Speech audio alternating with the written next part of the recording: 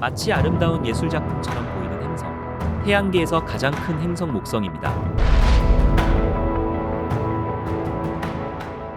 지구로부터 6억 2,800만 킬로미터 떨어진 목성은 지구에서 굉장히 멀리 떨어져 있지만 그 크기가 매우 커서 육안으로도 쉽게 관측할 수 있습니다.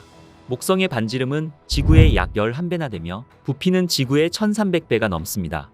목성의 가장 깊숙한 내부에는 얼음이나 암석으로 이루어진 핵이 존재하고 그 위로는 액체 금속 수소, 그 위로 헬륨이 작은 물방울 형태로 존재하는 비균질 지역과 수소 분자 지역, 그리고 대기가 존재할 것이라 추정됩니다. 목성은 내부 압력으로 인해 액체화된 가스질 멘틀과 지구와는 비교하기 힘들 만큼 거대한 금속 암석질 핵을 갖고 있습니다. 목성의 강력한 중력과 자기장은 이러한 거대한 핵과 멘틀로 이루어진 질량에서 나오는 것이며, 만약 목성이 가스 안으로 이루어졌다면 뭉치지 못하고 카이퍼 벨트로 쓸려나가 얼어붙었을 것입니다. 따라서 목성에는 대기권을 잡아둘 수 있는 무거운 핵이 내부에 존재한다는 것입니다. 학자들은 목성의 중심핵 질량이 지구 질량의 10배에서 20배일 것으로 추정하고 있습니다. 목성의 행성 표면은 목성 내부의 엄청난 열과 압력으로 인해 뜨거운 액체 수소의 바다로 구성되어 있을 거라 추측됩니다. 두꺼운 대기층 때문에 행성 내부에서는 당연히 태양과 우주를 볼 수 없으며 칠흑 같은 암흑만이 가득할 것입니다. 오직 빠른 자전과 물질 구성의 차이로 생겨난 것으로 추측되는 거대한 수소구름의 흐름만을 볼 수 있을 것입니다. 초속 수백 미터 이상의 태풍과 남아메리카 대륙 크기의 번개, 무지막지한 압력과 열, 지구의 2.5배나 되는 중력, 몇 초만 쐬어도 즉사할 수준의 방사선과 지속적인 피폭, 지금까지 발견된 그 어떠한 생명체도 생존 불가한 환경이 바로 목성입니다. 목성의 액체 수소 바다의 깊이는 최소 4만 킬로미터로 추정됩니다. 또한 목성 내부로 접근하면 할수록 어마어마한 압력까지 더해지기 때문에 현재의 과학기술로 목성의 내부 탐사는 불가능할 것으로 보입니다. 목성의 방사선. 목성의 방사선 양은 지구 방사선의 500만 배입니다. 목성은 엄청난 양의 방사선을 방출하는데, 갈릴레이 위성 중 목성에서 가장 가까운 Io 표면에 서 있다면 하루 동안 36시버트의 방사선에 피폭당하게 됩니다. 저 정도 시버트면 30초만 노출되어도 위험한 수준입니다. 지구에서 받는 자연적인 방사선 양이 연간 2.3밀리시버트인 걸 감안하면 엄청난 양인 것입니다. 목성 대기 상층으로부터 약 35만 킬로미터 떨어진 이오에서 1년간 산다면 지구에서의 500만 배가 넘는 양의 피폭당하는 셈인 것이죠. 이런 극단적인 방사선은 우주선이 행성 가까이 접근하는 것을 어렵게 하는데요. 최초로 목성 궤도에 진입한 갈릴레오 탐사선도 목성의 강한 방사선으로 인해 2002년 카메라 고장으로 결국 탐사를 중단하기도 했죠. 목성의 질량. 목성의 질량은 지구의 318배 정도로, 이는 태양의 1000분의 1에 해당하는 엄청난 질량입니다. 목성의 질량은 다른 태양계 행성들을 합친 것보다도 무거운데요. 태양계 나머지 7개 행성의 질량을 전부 다 합쳐도 목성의 절반도 되지 않을 정도입니다. 태양계에서 태양이 전체 질량의 99.86%를 차지하고, 목성은 나머지 0.14% 중에서 약 3분의 2인 0.095%를 차지합니다. 뒤를 이어 토성이 0.029%를 차지하며 나머지 행성들을 모두 합쳐도 태양계 질량의 0.016% 정도밖에 되지 않습니다. 목성이 조금만 더 컸다면 태양계가 쌍성계가 됐을 수도 있었을 것이라는 이야기가 있으나, 사실 목성이 조그만한 적색 외성이라도 되기 위해서는 80배는 더 무거워져야 합니다. 설령 목성이 지금의 100배 질량을 가진 적색 외성이 되었다고 해도 현재의 목성 궤도 거리라면 지구에 도달할 빛은 고작 햇빛의 0.02%에 불과하기 때문에 지구 표면 온도에는 직접적인 영향은 없습니다.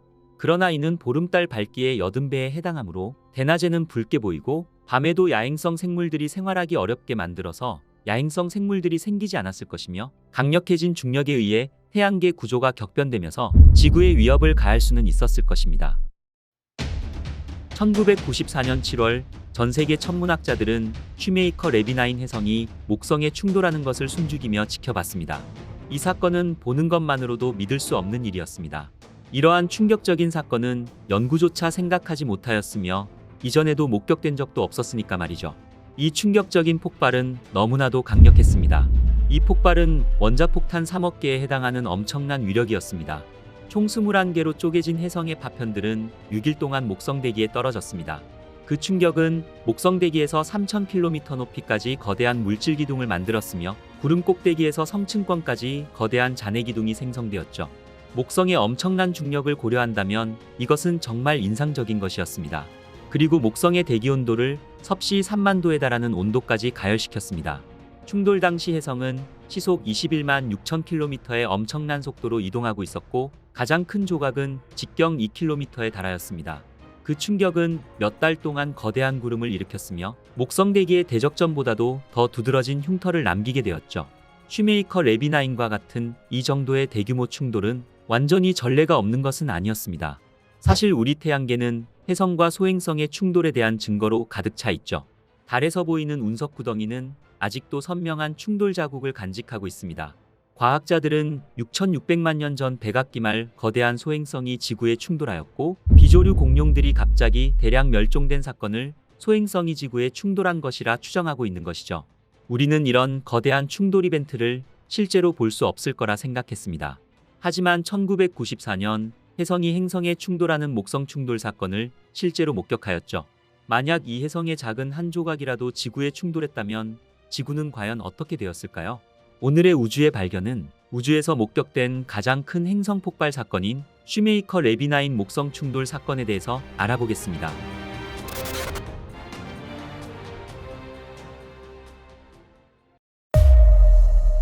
1994년 5월 전 세계의 망원경들은 모두 목성을 향하고 있었습니다.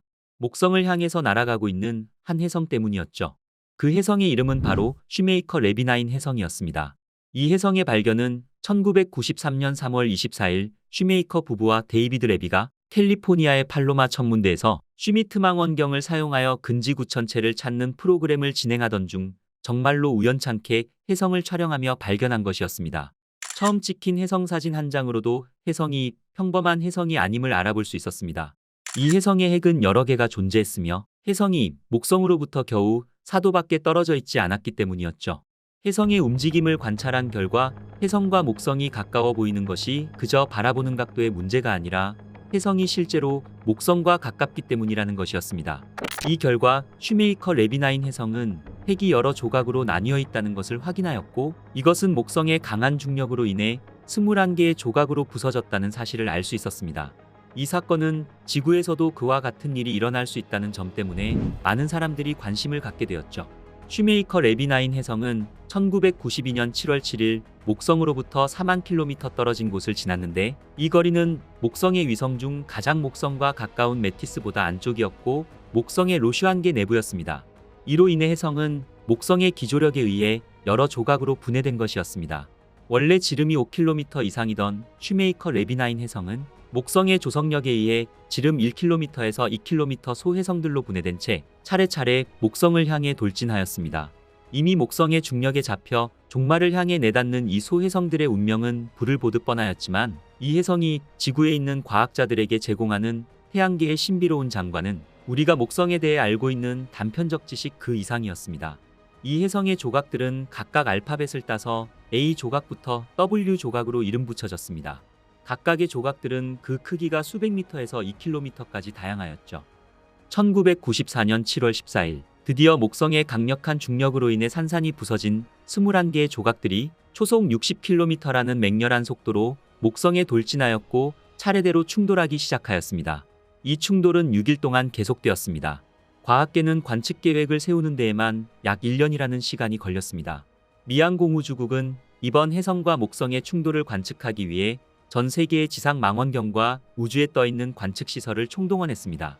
목성 탐사선 갈릴레오 탐사선과 지구 궤도를 도는 허블 우주망원경은 물론이고 태양 탐사선 율리시스는 2.6AU 거리에서 충돌 장소를 주시하였으며 해왕성을 통과했던 보이저 2호까지 동원할 수 있는 모든 과학 장비들을 총동원하여 관측 준비를 갖추고 있었습니다. 첫 번째 충돌은 1994년 7월 17일 새벽 5시 18분 예상대로 목성과 충돌하였죠. 이 혜성을 공동 발견한 유진 슈메이커 박사를 비롯한 전 세계의 천문학자들은 박수를 치며 흥분하였습니다. 슈메이커 박사는 허블 망원경으로부터 충돌 순간을 잡은 레이저 영상들이 미볼티모어의 천체 관측소를 통해 전송되자 1000년에 한 번 일어날까 말까한 이 같은 충돌 장면을 오늘 밤 목격하게 된 것은 행운 중의 행운이라며 기뻐하였죠. 충돌 당시 혜성 파편들의 속도는 초속 약 60km의 속도로 이동하고 있었으며 대기 온도는 섭씨 3만 도 이상으로 가열되었습니다. 그 여파로 연기의 역류는 목성 바람에 의해 점차적으로 흩어졌지만 충돌 잔해의 어두운 구름은 몇 달 동안 관측할 수 있었습니다. 갈릴레오 탐사선의 자료에 의하면 첫 충돌 당시 화구는 목성 상공 3,000km까지 솟아올랐으며 충돌 몇 분 후 다른 화구들이 발견되었는데 갈릴레오 탐사선의 온도 측정 결과에 따르면 이 화구들은 충돌로 인해 방출된 물질들이 목성으로 다시 떨어지는 것이었습니다. 지구 망원경들 또한 충돌 후 물질들이 솟아오르는 것을 발견하였습니다. 충돌 이후 충돌 지역에는 빠르게 검은 점이 생겨났으며 그 흔적은 지구보다도 커서 직경 5cm짜리 아마추어 천체망원경으로 보일 정도로 엄청난 폭발이었습니다. 이 검은 점은 충돌 때 방출된 파편들로 인해 생겨났으며 충돌 방향 앞쪽으로는 초승달 모양이 나타났죠.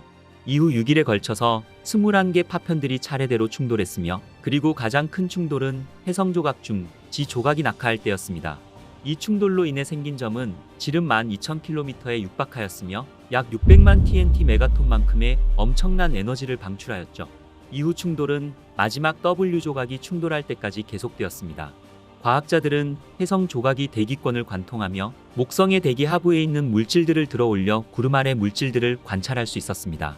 분광기를 통해 흡수선을 분석한 결과 목성의 대기에는 황과 이황화탄소가 포함되어 있음을 최초로 밝혀졌으며 암모니아 및 황화수소도 감지되었죠. 목성에서 발견된 황의 양은 작은 해성 핵에서 나올 만한 양보다 훨씬 컸고 이는 목성 자체에 이러한 물질이 원래부터 존재했음을 뜻하는 것이었습니다. 이 분자들 이외에도 철, 마그네슘, 규소 등 무거운 원자들 또한 감지되었고 이는 해성이 아니라 목성에서 나왔다고 거의 확실시되었죠. 또한 분광기를 통해 어느 정도의 물도 발견되었지만 예측값만큼은 아니었습니다. 이것은 목성의 구름 밑에 물층이 예상보다 더 얇거나 해성이 충분히 대기권 속으로 깊숙이 들어가지 못했음을 나타낸 것이었습니다. 해성의 파편인 K조각은 목성과 충돌한 후 1시간이 지났을 무렵 충돌 지역 근처와 그 대척점에서 오로라가 관측되기도 하였습니다. 이 오로라의 발생 원인은 충돌로 인해 발생한 충격파가 입자들을 가속시켜 태양풍과 비슷한 대기 입자들과 충돌하여 오로라를 발생시켰을 것이라고 추정하고 있죠. 그리고 관측에 참여한 보이저 2호는 아무것도 관측하지 못했지만 이후 과학자들이 계산한 결과 화구가 보이저의 감지 범위 바로 직전까지밖에 올라가지 못했기 때문에 보이저 2호가 관측할 수 있는 것이 아무것도 없었던 것이었습니다. 보통 해성이 목성의 주위를 돌았다는 것은 그리 특별한 일은 아니었습니다. 목성이 태양계에서 제일 큰 행성이기 때문에 목성이 천체를 포획하는 일은 자주 일어나는 일이었습니다.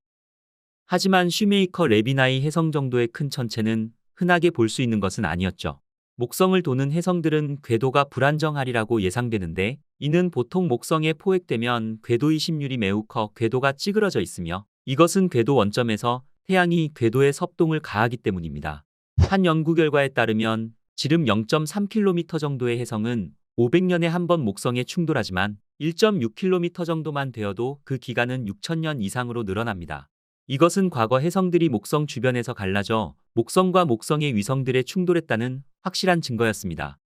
보이저 탐사선들이 목성을 탐사하던 당시 행성 지질학자들은 칼리스토와 가니메데에서 사슬형 충돌구 13개를 찾아냈고 그 당시에는 충돌구의 형성 원인을 알 수 없었습니다. 하지만 과학계는 슈메이커 레비나인 해성이 충돌하자 이 사슬형 충돌구가 쪼개진 해성의 조각들이 순차적으로 충돌해서 생긴 것이라고 믿고 있는 것이죠. 슈메이커 레비나인 해성의 충돌을 통해 목성의 우주 청소기로서의 역할이 주목받게 되었습니다. 많은 수의 해성과 소행성이 목성의 강한 중력에 이끌려 목성과 충돌하였습니다. 목성은 태양계로 진입하는 해성과 소행성의 천체 수를 줄여주는 보호막 역할을 하고 있었던 것이었습니다.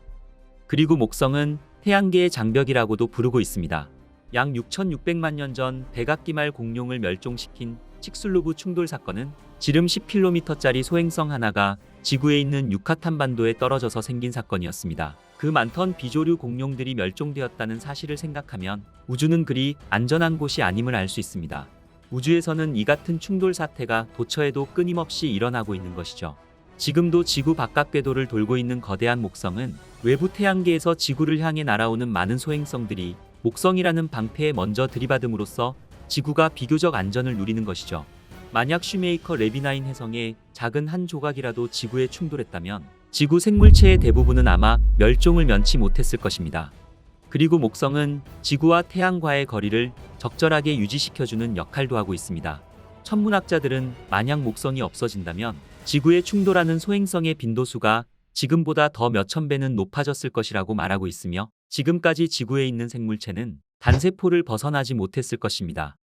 이러한 행성과 해성의 충돌은 지구 생명체들에게는 심각한 위협이 되었을 것입니다. 하지만 현재 태양계 내의 모든 천체들이 어떻게 소행성들의 영향을 주는지는 아직도 확실하게 말할 수는 없습니다. 그리고 2016년 진행된 시뮬레이션 결과는 목성이 소행성 충돌 빈도수를 오히려 늘리기도 한다는 반대의 결과 또한 보여주고 있죠. 목성의 충돌 사건은 그 이후로도 계속 관측되었습니다. 2009년 7월 19일 슈메이커 레비9 해성 충돌로부터 정확히 15년 후 목성의 남반구에 태평양 정도의 검은 점이 나타난 웨슬리 충돌 사건과 2010년 6월 3일에도 또 한 번의 목성 충돌 사건을 발견하였죠. 영화에서처럼 해성이나 소행성 등의 우주물체가 실제로 지구에 큰 위협이 될 가능성은 적습니다. 다행히도 우리는 이러한 피해가 자주 발생하지 않는다는 것을 잘 알고 있습니다. 과학자들은 지구 주위를 오가는 큰 소행성 대부분을 추적하고 있으며 지구와 충돌 가능성이 있는 것은 아직까지 발견되지 않았죠. 하지만 지름이 1km보다 작은 소행성들은 그 개수가 너무 많아 절반 정도밖에 추적하지 못하고 있는 실정인 것입니다. 이것은 지구 충돌 가능성 또한 아예 배제할 수 없다는 것을 말하며, 수십 년에서 수만 년 만에 한 번 지구에 근접하는 해성의 궤도를 예측하기는 더욱 어려운 것이죠. 지름이 수백 미터 크기의 작은 우주물체가 지구를 완전히 파괴하지는 못하겠지만 도시나 작은 나라 정도는 파괴할 가능성이 있다는 것을 의미하는 것입니다. 이것이 충돌 가능성이 희박하고 아직 위험이 확인된 것이 아닌데도 이 같은 소행성과 해성들에 주목하는 이유인 것입니다.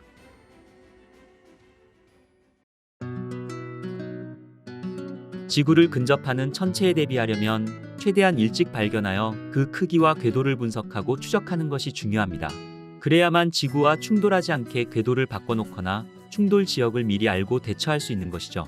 이에 따라 미한 공우주국 나사는 지구를 근접하는 140m 크기 이상의 소행성 90%를 찾아낼 수 있는 적외선 우주망원경 니오 서베이어를 2026년 상반기 중에 발사할 것으로 계획하고 있습니다. 2011년 8월 발사된 주노 탐사선은 최첨단 관측 장비들을 가득 싣고 2016년 7월 목성에 도착했습니다. 각 장비들은 목성의 숨겨진 비밀들을 벗겨내기 위해 설계되어 있었죠.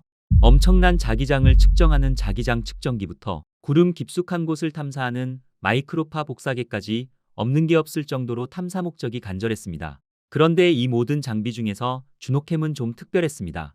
다른 장비들과는 달리 주노캠은 처음부터 과학 연구를 목적으로 만들어진 것이 아니었습니다.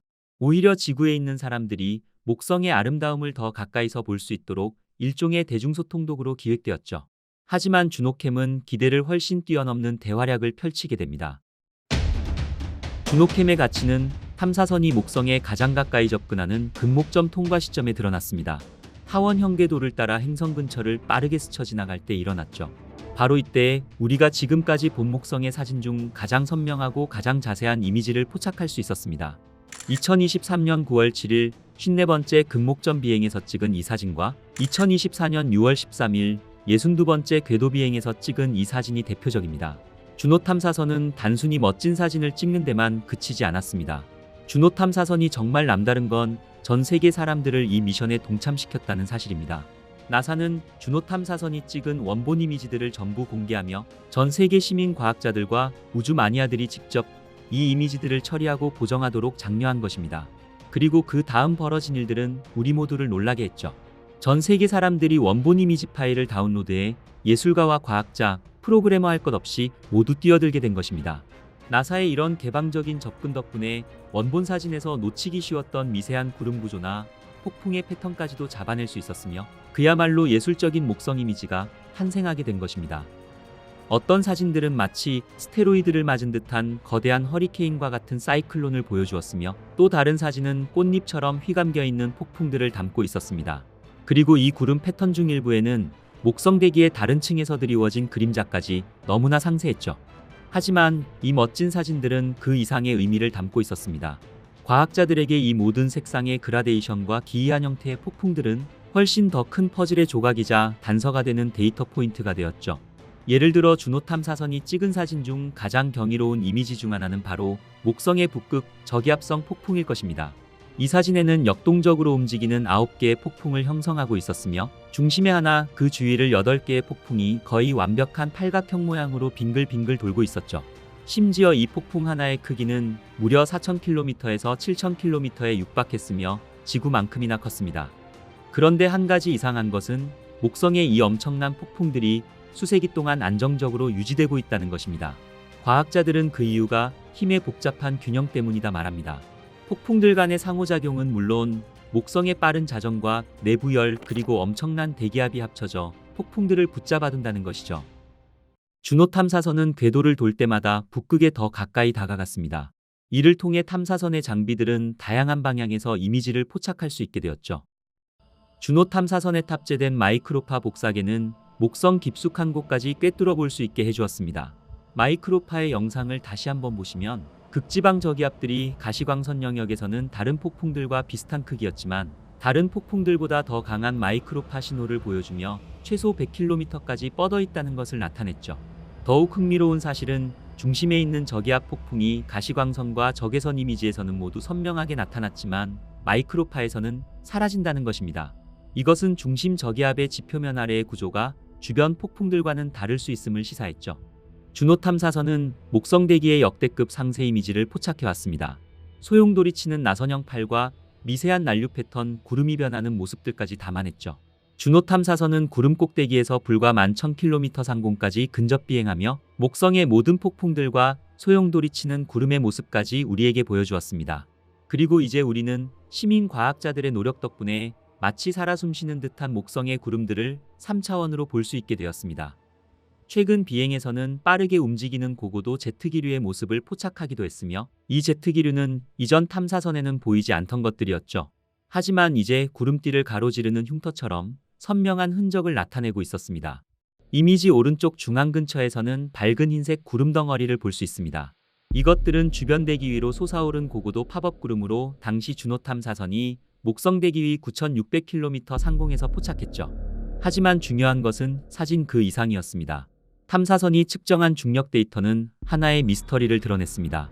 이 대기띠들이 약 2,900km 깊이까지 뻗어 있다는 것입니다. 비교하자면 이것은 지구의 가장 깊은 지점인 마리아나 해구보다도 무려 270배나 더 깊은 것이었습니다. 제트기류가 행성 깊숙이 곤두박질치는 이 현상은 우리에게 놀라운 사실을 말해주었습니다. 목성의 대기는 단순한 껍데기가 아니라 복잡하고 깊은 순환 시스템을 가진 하나의 완전한 세계라는 것입니다. 이러한 대기 시스템에는 잘 알려진 폭풍들이 존재합니다. 이 폭풍들은 너무 커 지구 전체를 삼킬 수 있을 정도였으며 이 강력한 폭풍들은 어떤 탐사선이든 파괴할 수 있습니다. 하지만 이 강력한 폭풍들은 아이러니하게도 너무 안정적이어서 무려 수십 년, 심지어 수세기 동안 지속되어 왔죠. 저에게 있어 목성의 대기 현상들을 이토록 놀랍도록 상세한 세부 사항까지 본다는 것은 그 자체로 경이로웠습니다. 하지만 우리의 주노 탐사선은 모든 기대를 한 번 더 뛰어넘게 됩니다. 주노 탐사선은 또한 목성의 작은 특징들까지 포착했습니다. 이 사진은 2021년 11월 29일 주노가 목성 주위를 38번째 비행 중 불과 6,140km 고도에서 목성 구름 위를 비행할 때 촬영되었습니다. 특히 인상적인 것은 이 거대한 폭풍 위로 솟아오른 구름돔이었습니다. 이 구름돔은 아래에 더 밀도 높은 구름층의 그림자를 들이우며 깊이감과 입체감을 보여주었죠. 그리고 주노 탐사선은 심지어 목성의 번개 또한 포착했습니다. 지구에서 번개는 주로 수증기 구름에서 발생하며 적도 근처에서 가장 자주 생기지만 목성에서는 암모니아를 포함한 구름에서도 발생할 가능성이 높으며 특히 극지방 근처에서 가장 자주 관측됩니다. 그런데 여기서 반전이 있습니다. 이 멋진 이미지들 중 다수는 애초에 예상치도 못했던 것입니다. 주노 탐사선은 장기 이미지 촬영용으로 설계되지 않았으며 이렇게 많은 궤도를 버텨낼 거라고는 예상하지 못했죠. 하지만 주노 탐사선은 해냈습니다. 그리고 여전히 지금도 제 역할을 다하고 있죠. 목성 궤도를 돌 때마다 주노 탐사선은 더 좋은 사진과 더 가까운 데이터, 더 놀라운 결과들을 우리에게 보내주고 있습니다. 주노 탐사선이 포착한 숨막히는 순간들 중에서도 이 이미지는 진정한 명작으로 손꼽힙니다. 사진에서는 목성의 가장 큰 위성 가니메데가 소용돌이치는 대기 위에 그림자를 들이우는 것을 볼 수 있습니다. 이 거대한 어둠이 아래로 흘러가는 구름띠를 가로지르는 모습은 마치 개기일식을 보는 듯 착각을 불러일으킵니다. 2024년 3월 7일 준호의 59번째 금목점 비행은 목성의 아주 특별한 이미지를 우리에게 선사했죠. 여기에는 대적점을 포함한 소용돌이치는 폭풍들이 보입니다. 하지만 조금 더 자세하게 보시면 바로 목성의 작은 위성 아말테아가 보일 것입니다. 목성의 위성 아말테아는 폭이 고작 84km에 불과하며 감자처럼 생겼죠. 이 작은 위성은 이후의 궤도 안쪽에서 목성 주위를 맴돌며 약 반나절 만에 한 바퀴를 공전합니다. 흥미롭게도 이 아말테아 위성은 우리 태양계에서 가장 붉은 천체라는 타이틀을 가지고 있습니다. 준호 탐사선은 우리가 목성을 이해하는 방식을 완전히 뒤바꿔 놓았습니다. 이 임무는 이 거대한 가스 행성이 우리가 상상했던 것보다 훨씬 더 복잡하다는 사실을 밝혀내며 과거 우리가 오랜 기간 정설로 여겨졌던 생각들을 뒤엎었죠. 예를 들어 목성의 상징 대적점만 봐도 그렇습니다. 오랫동안 과학자들은 대적점 위주로 대기 표면 가까이에서만 일어나는 현상으로 여겨왔죠. 하지만 준호 탐사선이 발견한 대적점은 실제로는 목성 대기속 300km 이상 깊이 뻗어 있다는 것을 밝혀낸 것입니다. 이제 우리는 제임스 웹과 허블 준호 탐사선의 관측 덕분에 대적점이 줄어들고 있는 동시에 더 높아지고 있다는 사실 또한 발견했습니다. 이것은 대적점을 움직이는 에너지가 변화하고 있다는 것을 의미했으며 행성의 더 깊은 곳이나 목성 대기 전체로 에너지가 전달되고 있다는 가능성을 시사했습니다. 준호 탐사선은 목성의 오로라에 대한 생각 또한 바꿔놓게 됩니다. 지구에서 오로라는 태양풍에 의해 발생합니다.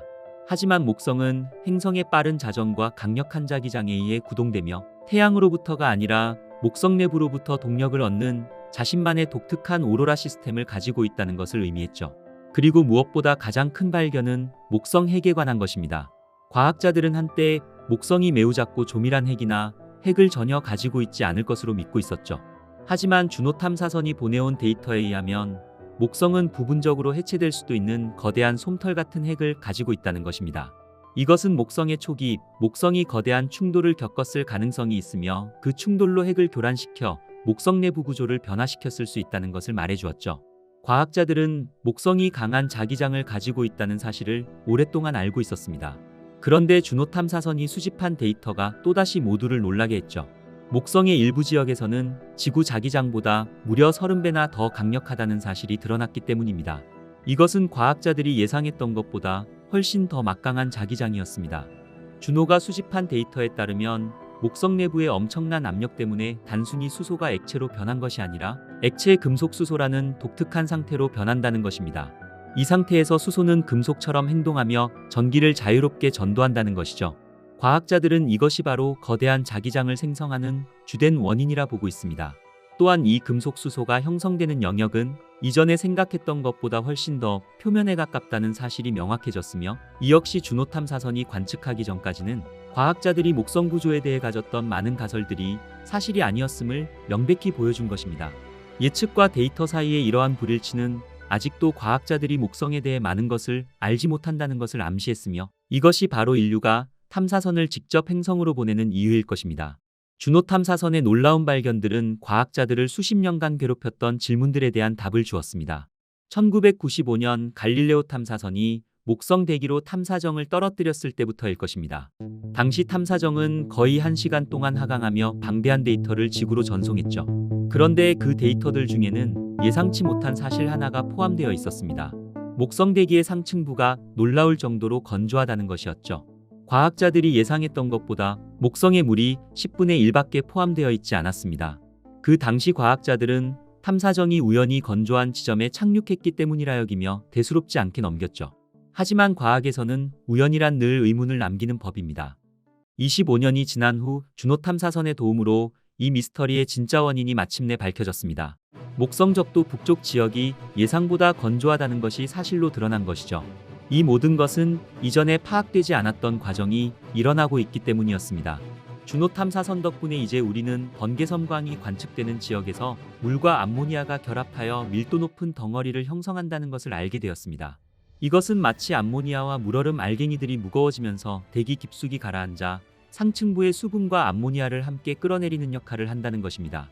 과거 갈릴레오 탐사정이 진입했던 바로 그 지역에서 준호 탐사선이 바로 이 과정들을 감지한 것이죠. 그러니까 이것은 단순한 우연이나 실수가 아니라 오히려 갈릴레오 탐사정이 예상치 못한 대기역학을 처음으로 접했던 것입니다.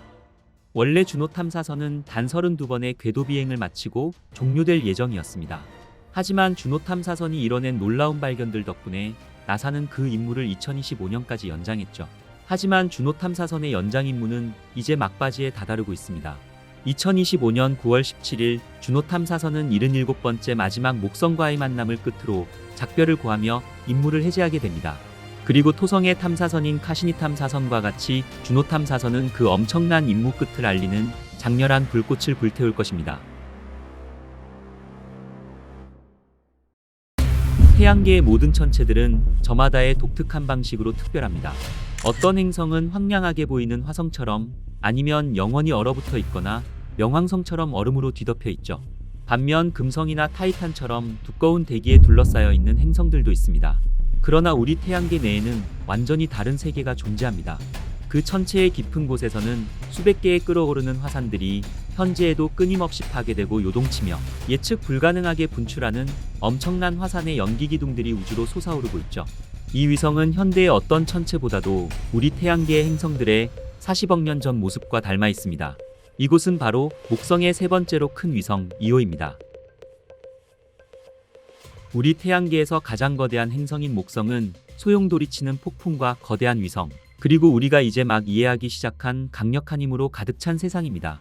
일부 사람들은 지구 질량의 300배가 넘는 목성이 마치 작은 태양계와도 같은 모습이라 말합니다. 목성에는 95개의 위성이 확인되었으며 그중 4개는 갈릴레이 위성으로 알려진 거대한 위성이죠. 이 위성들 중 가니메데는 수성과 명왕성보다도 더 큽니다. 나사의 주노 탐사선은 2016년 목성에 도착한 이후 이 거대한 가스 행성과 그 위성인 가니메데와 유로파에 숨막히는 이미지를 포착했으며, 그리고 최근 화산 활동이 활발한 위성 2호와 여러 차례 근접 비행하며 놀라운 이미지를 우리에게 보여주었죠. 누군가는 2호가 차갑게 불타는 세계라 말합니다. 우주에서 찾을 수 있는 지옥이 있다면 아마도 2호가 가장 가까운 지옥일 것입니다. 하지만 동시에 너무나 아름답고 신비로운 존재로도 표현되기도 하죠. 오랜 시간 동안 기술적 한계로 인해 우리는 이 천체의 세부 사항을 볼 수 없었으며 그 구성과 내부 구조 또한 추측이 영역으로 남아 있었습니다.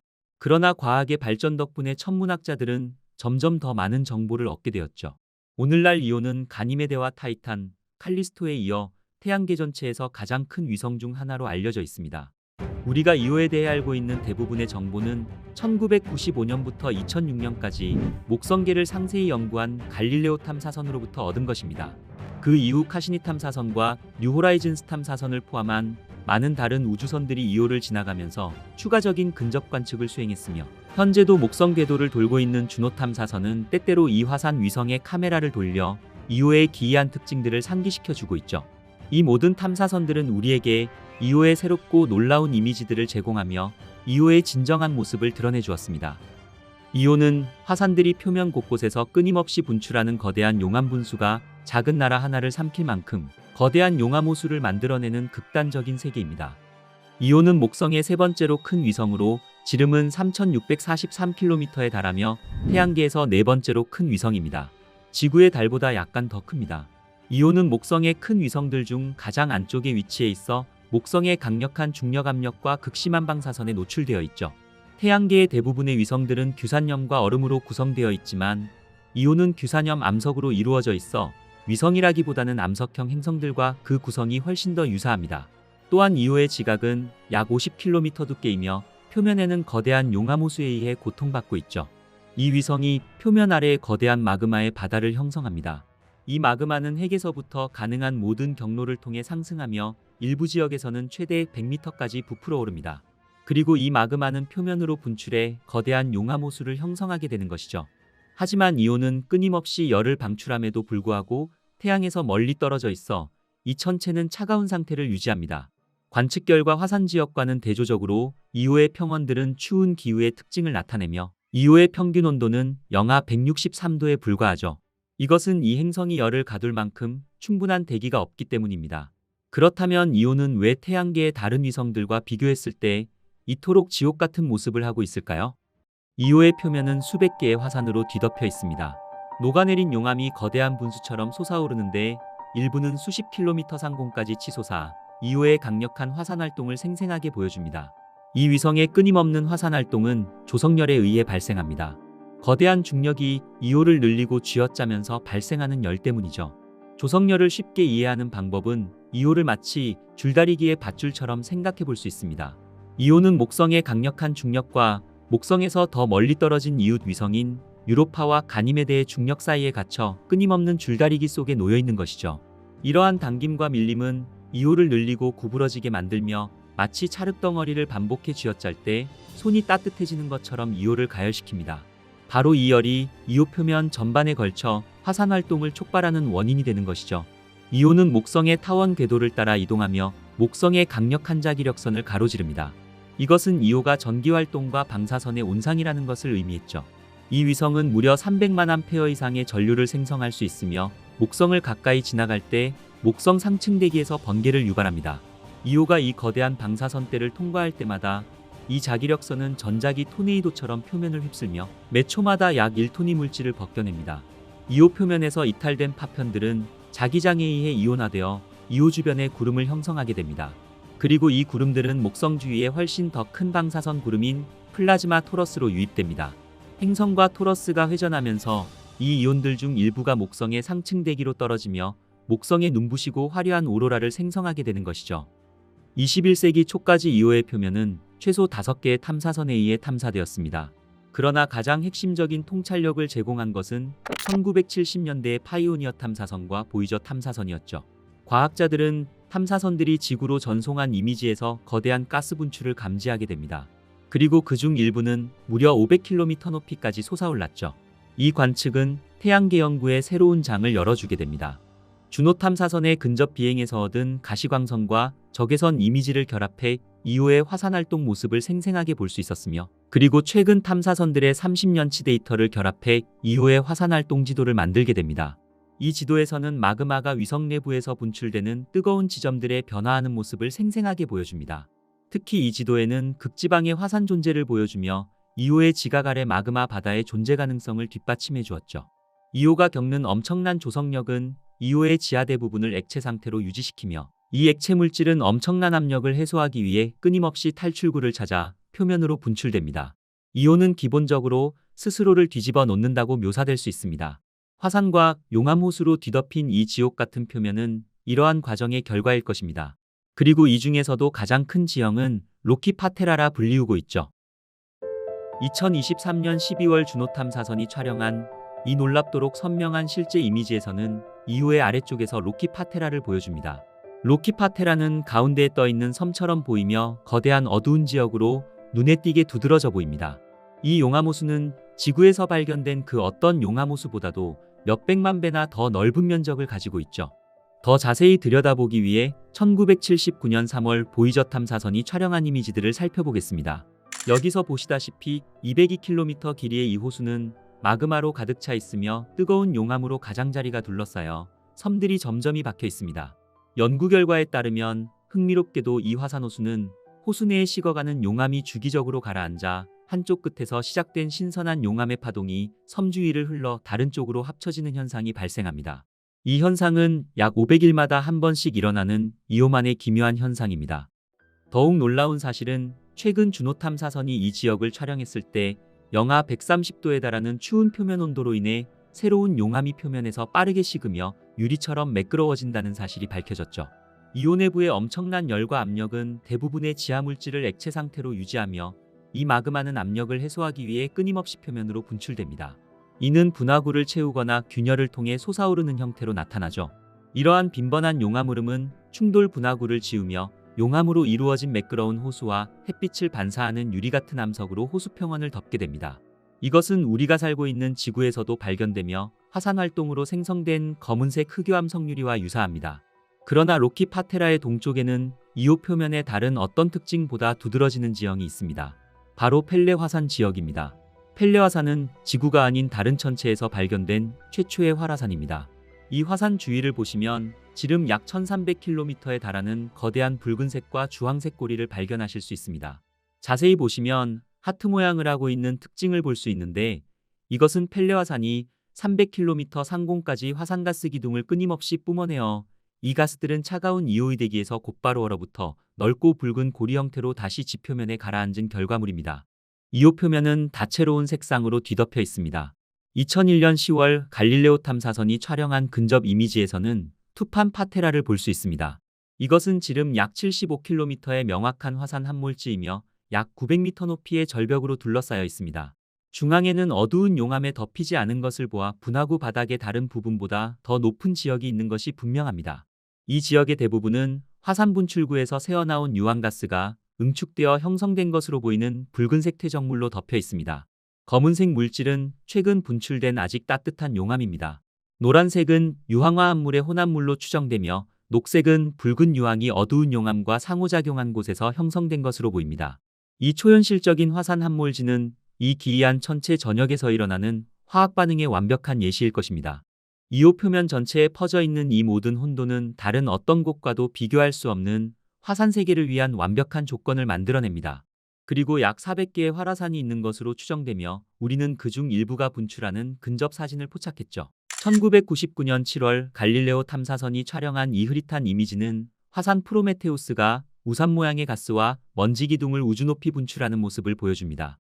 2007년 2월 뉴호라이즌스 탐사선이 명왕성으로 가는 길에 이오를 지나가면서 장관을 이룬 분출 장면을 한 번 더 목격했죠. 연속된 이 놀라운 사진들은 약 8분 동안 촬영된 것으로 높이가 약 320km에 달하는 화산 잔해 기둥이 이오 표면 위를 떠다니는 모습을 상세하게 보여주었죠. 이 가스와 먼지는 트바시타르 파테라에서 분출된 것으로 밝혀졌으며 이것은 2000년 2월 갈릴레오 탐사선이 촬영한 근접 이미지에서도 볼 수 있습니다.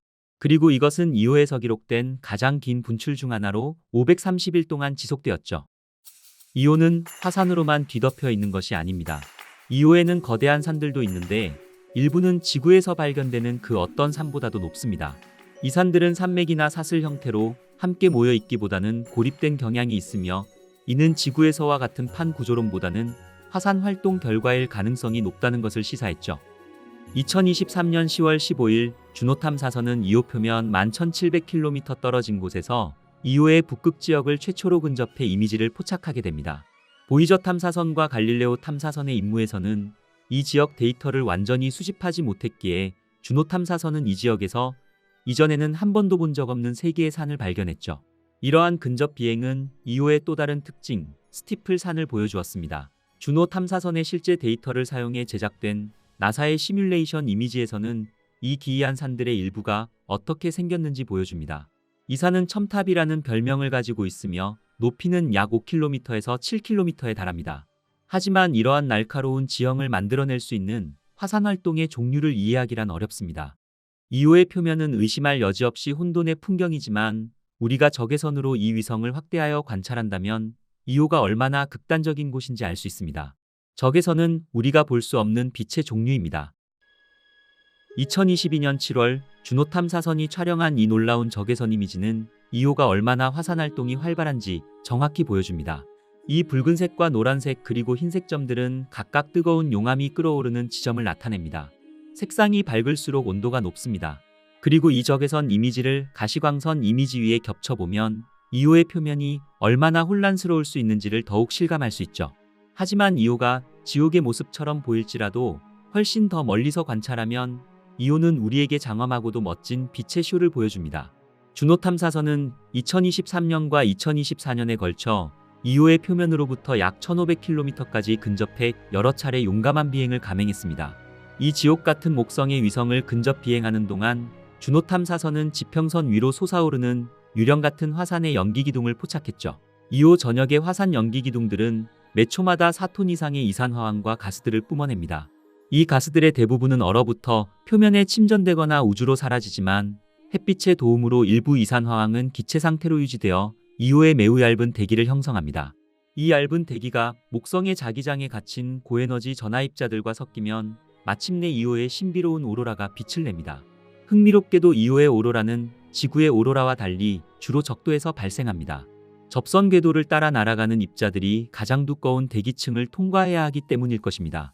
1998년 5월 갈릴레오 탐사선이 촬영한 이 놀라운 이미지는 일식 중인 이오의 모습을 보여주며 다양한 가스들의 방출을 나타내는 대기 속에 선명한 색상들을 드러냅니다. 예를 들어 녹색은 나트륨 방출, 붉은색은 산소 방출, 그리고 푸른색은 이산화황과 같은 화산가스 방출에서 비롯됩니다. 2001년 1월 토성으로 향하던 카시니 탐사선에 포착된 이 이미지에서도 2호의 멋진 빛의 쇼를 볼 수 있었죠. 하지만 이 천체에 대한 관심에도 불구하고 현재로서는 2호를 탐사하기 위한 전문적인 임무는 예정되어 있지 않습니다. 주스 탐사선과 유로파 클리퍼 탐사선은 가니메데, 유로파, 칼리스토에 중점을 두고 있지만 2호의 경우 가까운 시일 내에 탐사 임무에 초점이 될 가능성은 낮습니다. 어쩌면 영원히 아닐 수도 있죠. 그렇지만 우리는 우주의 안전한 곳에서 계속해서 2호를 들여다볼 것입니다. 2호는 유로파와 같이 생명체가 존재할 가능성이 있는 위성들과 다릅니다. 2호의 조건은 그 어떤 종류의 생명체에게도 부적합한 장소일 테니까 말이죠. 2호처럼 독특한 우주개체는 수많은 요인들의 놀라운 조합을 통해 탄생합니다. 2호의 장엄한 화산과 엄청난 분출들은 발견 당시만큼이나 오늘날까지도 우리들을 매료시켰습니다. 그리고 저는 이 혼돈의 다채로운 위성에서 우리가 받게 될 다음 이미지들이 기대됩니다. 우주에 대해 제가 아는 한 가지가 있다면 바로 우주는 우리에게 미스터리를 던져주는 것을 몹시 좋아한다는 것입니다. 하지만 가끔은 뭔가 딱 맞아떨어지면서 이 모든 미스터리들이 제자리를 찾을 것 같은 느낌이 들 때도 있죠. 우리 태양계 내에서조차 이렇게 많은 미스터리를 발견할 수 있다면 우리 은하의 광대한 공간 너머에는 셀 수 없이 많은 놀라운 발견들이 우리를 기다리고 있을 테니까 말이죠. 우리 태양계에서 가장 매혹적인 천체 유로파. 태양계 지구형 천체 중에서 가장 매끄러운 표면을 가지고 있으며 생명체의 가능성을 품고 있는 신비로운 위성 유로파에 대해 알아보겠습니다. 1973년 파이어니어 탐사선이 유로파에 근접 촬영한 최초의 유로파 모습입니다. 유로파는 갈릴레오 위성들 중 가장 작은 위성이지만 직경이 3100km로 지구의 달보다 약간 작지만 태양계의 모든 위성 중에서 6번째로 큰 위성입니다. 유로파는 1610년 1월 8일 갈릴레오 갈릴레이에 의해 발견되었습니다. 시몬 마리우스 또한 유로파를 발견했다고 여겨지지만 갈릴레오가 발견한 내용을 시몬 마리우스보다 먼저 출판하였기 때문에 갈릴레오에게 우선권이 있었습니다. 유로파는 그리스 신화에 나오는 제우스의 구원을 받아 크레타의 여왕이 된 에우로페의 이름을 따서 지어졌습니다. 유로파는 갈릴레이에 의해 세 개의 다른 큰 위성들인 이오와 가니메데, 칼리스토와 함께 발견되었는데 이오는 1610년 1월 7일 갈릴레오 갈릴레이가 파도바 대학교에서 굴절 망원경을 사용해 발견하였습니다. 하지만 갈릴레오의 망원경 성능 문제로 이오와 유로파는 서로 떨어져 있는 것처럼 보이지 않았고 하나의 점이 있는 것처럼 기록되었습니다. 이오와 유로파가 처음 분리되어 보인 것은 바로 다음 날인 1610년 1월 8일로 국제천문연맹의 유로파의 발견일로 정의되어 있습니다. 유로파의 공전. 유로파 궤도의 긴 반지름은 약 67만 900km이며 평균 공전 속도는 13,740km/s로 목성 주위를 3.5일마다 공전합니다. 유로파에는 조석고정이라는 매우 특징적인 현상이 있습니다. 조석잠금 또는 조석고정은 물체의 같은 면이 항상 궤도를 돌고 있는 다른 물체를 향할 때 발생하는 중력 현상으로 이것은 더 큰 물체가 더 작은 물체에 가하는 중력에 의해 발생합니다. 유로파는 조석으로 목성에 고정되어 있는데 이는 유로파의 같은 면이 항상 목성 주위를 공전할 때 목성을 향한다는 것을 의미합니다. 이런 현상으로 인해 유로파는 목성에 오직 한 얼굴만 보여주게 되는 것이죠. 이러한 이유 때문에 유로파 표면에는 오직 목성만 바라보는 직계점이라 부르는 한 지점이 있으며 이곳에서 목성을 바라보면 마치 목성이 하늘 한가운데에 고정되어 있는 듯 보입니다. 유로파의 궤도는 목성의 다른 위성들이 미치는 중력으로 인해 약간 찌그러져 있습니다. 그로 인해 유로파의 목성 직계점 또한 평균 위치 근처에서 왔다 갔다 하게 만듭니다. 유로파의 궤도가 목성과 가깝게 되면 목성의 강력한 중력으로 인해 유로파의 모양을 변형시키고 목성으로부터 먼 지점으로 이동하면 약해진 중력으로 유로파가 다시 원래 모습으로 되돌아가게 되는 것이죠. 이러한 운동이 표면을 쥐어짜며 유로파의 조석 가속 현상을 만듭니다. 유로파의 궤도 이심률은 이오와의 궤도 공명으로 유지됩니다.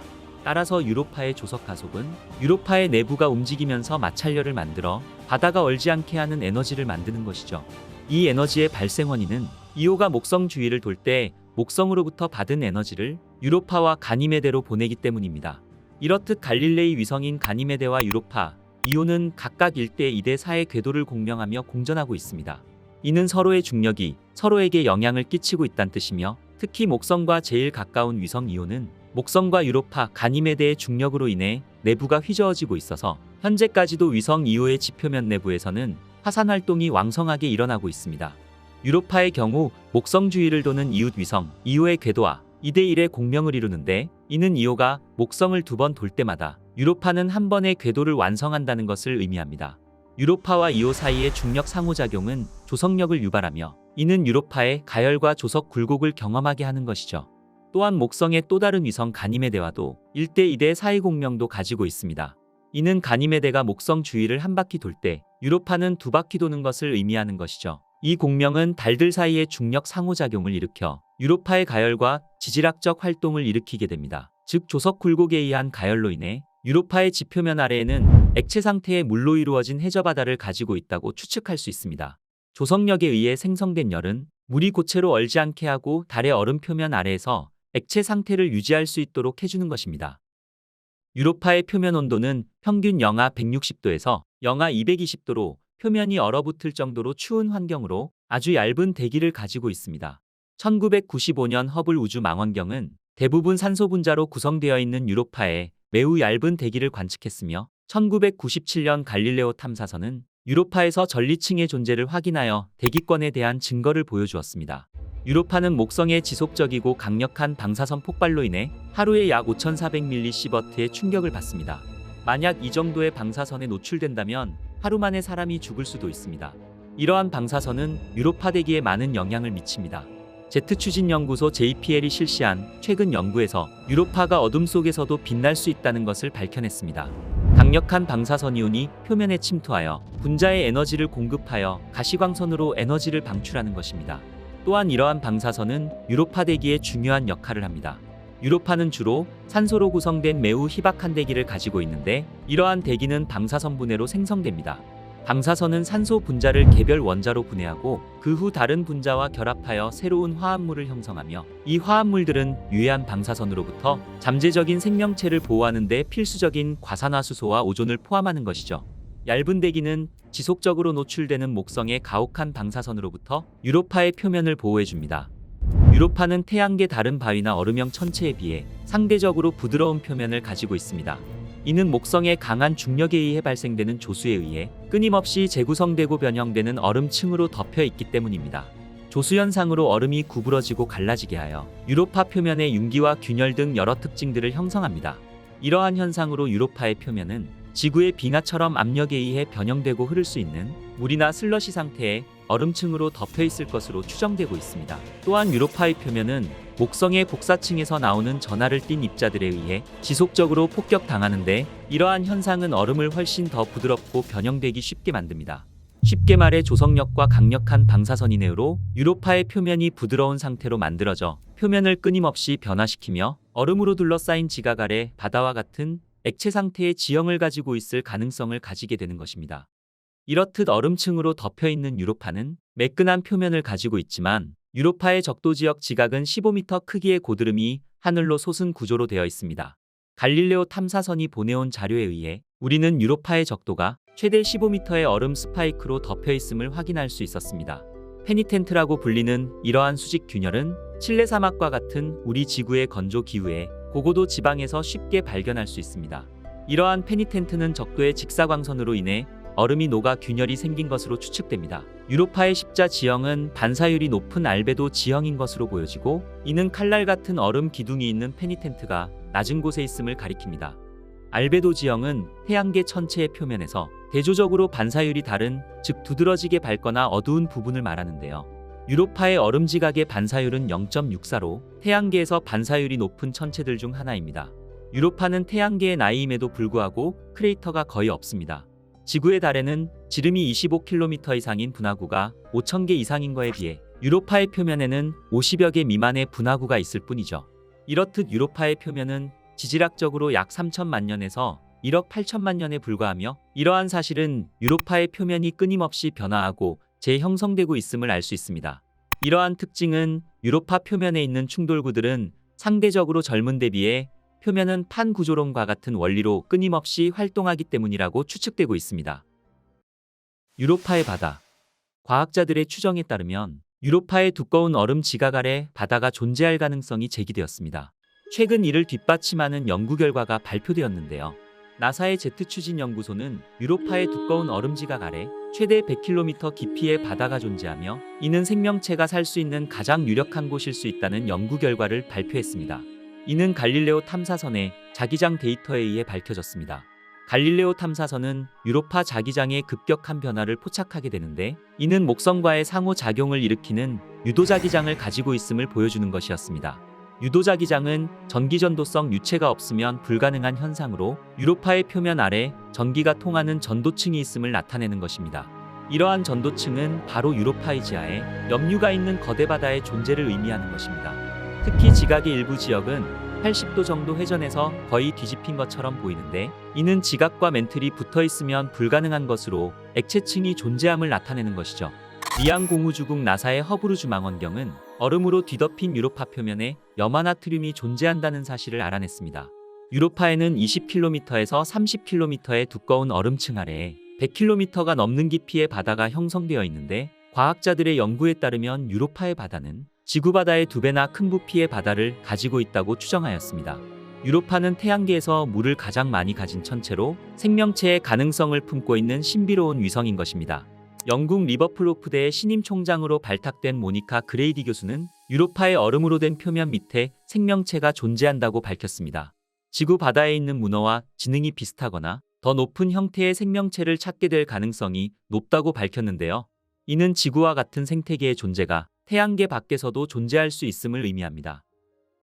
1990년 갈릴레오 우주선이 촬영한 유로파의 모습입니다. 유로파의 표면을 가로지르는 길고 연속적인 선이 보이시나요? 리네아라고 불리는 이 선들을 자세히 살펴보면 선들의 양쪽 가장자리에서 얼음이 서로 엇갈려 이동한 흔적이 보여지는데 큰 선은 20km 정도 펼쳐져 있습니다. 어두운 부분은 바깥쪽으로 밀려나 있고 중앙은 가벼운 물질로 이루어져 있습니다. 리네아는 유로파의 얼음 지각이 조석가열을 겪으면서 얼음 표면이 점차 늘어나고 당겨지면서 발생합니다. 조석가열에 의해 얼음 지각에 균열이 생겨 따뜻한 층이 노출되고 따뜻한 얼음이 폭발하듯 뿜어져 나오면서 지구의 해령과 같은 방식으로 선을 만드는 것입니다. 갈릴레오 우주선이 보내온 어두운 점 모양의 지형이 보이시나요? 바로 유로파에 있는 또 하나의 특징, 렌티큘러입니다. 렌티큘러는 라틴어로 죽은 깨라는 뜻으로 유로파 지표면의 돈 모양의 봉우리나 구덩이, 매끄럽고 어두운 점 모양의 특이한 지형들이 거칠게 뒤죽박죽 섞여 있는 곳입니다. 이렇게 뒤죽박죽 형성된 렌티큘러들을 혼란 지형이라고 부르는데 유로파의 대표적인 혼란 지형으로는 코나마나 카오스가 있습니다. 렌티큘러가 생기는 이유는 조석 가속에 의한 현상으로 뜨겁고 밀도가 낮은 물질이 표면으로 솟아오르면서 기존 지각을 위로 밀어올리거나 완전히 뚫고 나가면서 형성되는 것으로 여겨집니다. 2012년 말 허브루주 망원경은 유로파에서 굉장히 유의미한 관측을 하게 됩니다. 바로 유로파의 테두리에서 물기둥이 뿜어져 나오는 것을 발견한 것입니다. 이는 유로파의 극지방 오로라를 관측하다 산소와 수소 입자가 빠르게 움직이는 적을 발견한 것으로 굉장히 유의미한 발견이었습니다. 당시 미국 항공우주국 나사의 연구팀은 목성의 강한 자기장 때문에 전기적 성질을 띤 입자들이 빠르게 움직이며 오로라를 형성하던 중 입자가 물 분자와 충돌해 산소와 수소 이온을 형성했기 때문이라고 분석했습니다. 연구팀은 이 물 분자가 유로파의 내부에서 뿜어져 나오는 것으로, 즉 유로파가 물을 뿜는다고 발표했습니다. 물화산처럼 보이는 이 사진을 통해 유로파가 에베레스트 산보다 20배나 높은 물기둥을 주기적으로 뿜어낸다는 굉장히 유의미한 사실을 알게 된 것이죠. 이는 지표면의 균열로 인해 내부의 물이 분수처럼 뿜어져 나오는 플룸 현상으로 유로파가 목성으로부터 받는 기조력을 계산한 이론과 일치합니다. 유로파의 얼음 표면을 뚫고 분출되는 이 물기둥은 유로파 지각 아래에 바다가 있음을 의미하는데요. 과학자들이 추정한 유로파의 물의 수량은 지구보다 약 30배 이상 많은 양으로서 이 추정이 맞는다면 그야말로 물만 존재하는 천체라고 할 수 있는 것입니다. 유로파의 탐사는 1973년과 1974년 파이어니어 10호와 파이어니 11호가 목성을 지나쳐 가면서 시작되었습니다. 이후 보이저 탐사선은 유로파의 자기장을 측정하여 유로파의 얼음 지각 아래에 있는 바다의 존재를 알게 해주었죠. 1995년부터 2003년까지 8년 동안 목성 궤도를 돌며 유로파를 탐사한 갈릴레오 탐사선, 그리고 현재 목성 궤도를 돌고 있는 주노 탐사선까지 유로파를 방문한 탐사선들은 지표면 아래에 있는 바다와 지질학적 활동, 유기화합물의 가능성 등 우리에게 유로파에 대한 풍부한 정보를 제공했습니다. And lift off. Lift off of Falcon Heavy with Europa Clipper. unveiling the mysteries of an enormous ocean lurking beneath the icy crust of Jupiter's moon, Europa.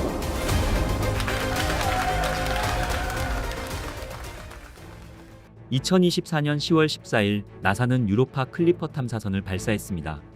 이 탐사선은 목성으로 이동해 유로파의 표면과 지하바다에 대한 상세한 연구를 수행할 예정입니다. 지난 50년간 우리는 생명의 흔적을 찾기 위해 끊임없이 우주를 탐색해왔습니다. 로봇 탐사선을 화성에 보내 암석을 시추했으며 심지어 소행성에서 채취한 샘플을 가져오기도 했습니다. 하지만 이러한 성공에도 불구하고 우리는 아직까지 생명체의 확실한 증거를 찾지 못했죠. 언뜻 보기에 유로파는 생명체의 흔적을 찾기에는 이상한 장소처럼 보입니다. 목성은 생명체의 거주 가능 영역인 골디락스 존 밖에 있으며 유로파는 우리 달보다 작은 위성입니다. 그리고 유로파에는 대기가 거의 없으며 태양풍으로부터 자신을 보호할 만큼 강력한 자기장도 없죠. 심지어 이곳은 궤도를 탐사하는 위성에게는 가혹한 환경입니다. 하지만 문제는 여기서 끝나지 않습니다. 목성의 강력한 자기장은 태양의 복사 에너지를 전환시키고 집중시켜 방사선대에 공전하는 탐사선을 무자비하게 망가뜨릴 수 있죠. 만약 우리가 유로파 표면에 서 있다면 하루에 5400mS의 방사선에 노출될 것입니다. 이것은 지구에서 받는 방사선량보다 1800배나 많은 수치입니다. 만약 인간이 그곳에 몇 시간만 머물러도 결국 방사선 피폭으로 사망에 이를 것입니다. 그렇다면 왜 나사는 목성의 얼음 위성에서 생명체의 흔적을 찾기 위해 50억 달러, 하나로는 무려 6조 7천억 원을 지출하는 것일까요? 그리고 태양계 내에서 생명체를 찾을 수 있는 수많은 장소 중에 왜 하필 유로파일까요?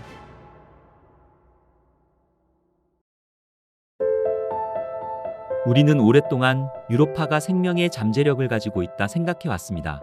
이는 얼음 표면 아래에 거대한 바다가 존재할 것이라는 우리의 의심에서 비롯되었죠.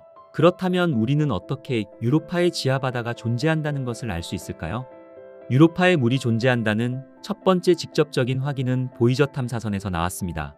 1979년 3월 나사의 보이저 1호와 보이저 2호는 태양계 탐사 프로그램의 일환으로 목성의 위성 유로파 궤도를 따라 이동했습니다. 보이저 탐사선은 25만 킬로미터 떨어진 곳에서 비행하며 유로파 표면의 놀라운 이미지를 포착했죠. 유로파는 태양계의 다른 대부분의 위성들과 비교해보면 무언가 빠져있다는 것을 알 수 있습니다. 바로 크레이터의 흔적이었죠. 수십억 년 동안 모든 행성과 위성들은 소행성들의 폭격을 받아왔습니다. 그리고 대부분의 행성 표면에는 그 흔적이 남아있죠. 하지만 유로파는 그렇지 않았습니다. 유로파의 표면은 매끄럽고 크레이터가 적었지만 이상하게도 움직이는 얼음으로 형성된 긴 능선들로 가득 차 있었습니다. 이 이미지들은 과학자들의 상상력을 자극하며 유로파로 향하는 더 많은 탐사 임무들로 이어지는 계기가 되었죠. 보이저 발사 16년 후 갈릴레오 탐사선이 목성에 도착했습니다. 갈릴레오 탐사선은 8년 동안 이 거대한 가스 행성과 그 위성들을 연구했죠. 갈릴레오 탐사선은 임무 수행 중 몇 가지 이상한 일들을 겪게 됩니다. 목성의 다른 위성 중 하나인 이오에 근접 비행할 때 귀중한 데이터를 손실한 것입니다. 갈릴레오 탐사선은 목성의 방사선대 안에 너무 오래 머물렀고 그 장비들은 설계된 방사선량의 3배를 견뎌야만 했던 것입니다. 그리고 갈릴레오 탐사선의 자력계는 또 하나의 흥미로운 것을 감지했습니다. 목성의 자기극은 지구와 마찬가지로 지리적 극과 일치하지 않습니다. 그리고 행성이 10시간마다 자전하면 전체 자기장이 흔들립니다. 목성에서 발생하는 변화하는 자기장은 유로파의 자기장을 유도하며 그 자기장은 상당히 강력합니다. 이것은 유로파 내부에 전기전도성층이 존재해 목성 자기장에 반응한다는 것을 의미했죠. 갈릴레오 탐사선의 측정 결과에 따르면 이 층은 표면 가까운 곳에 불과 수십 킬로미터 깊이에 있어야만 했습니다.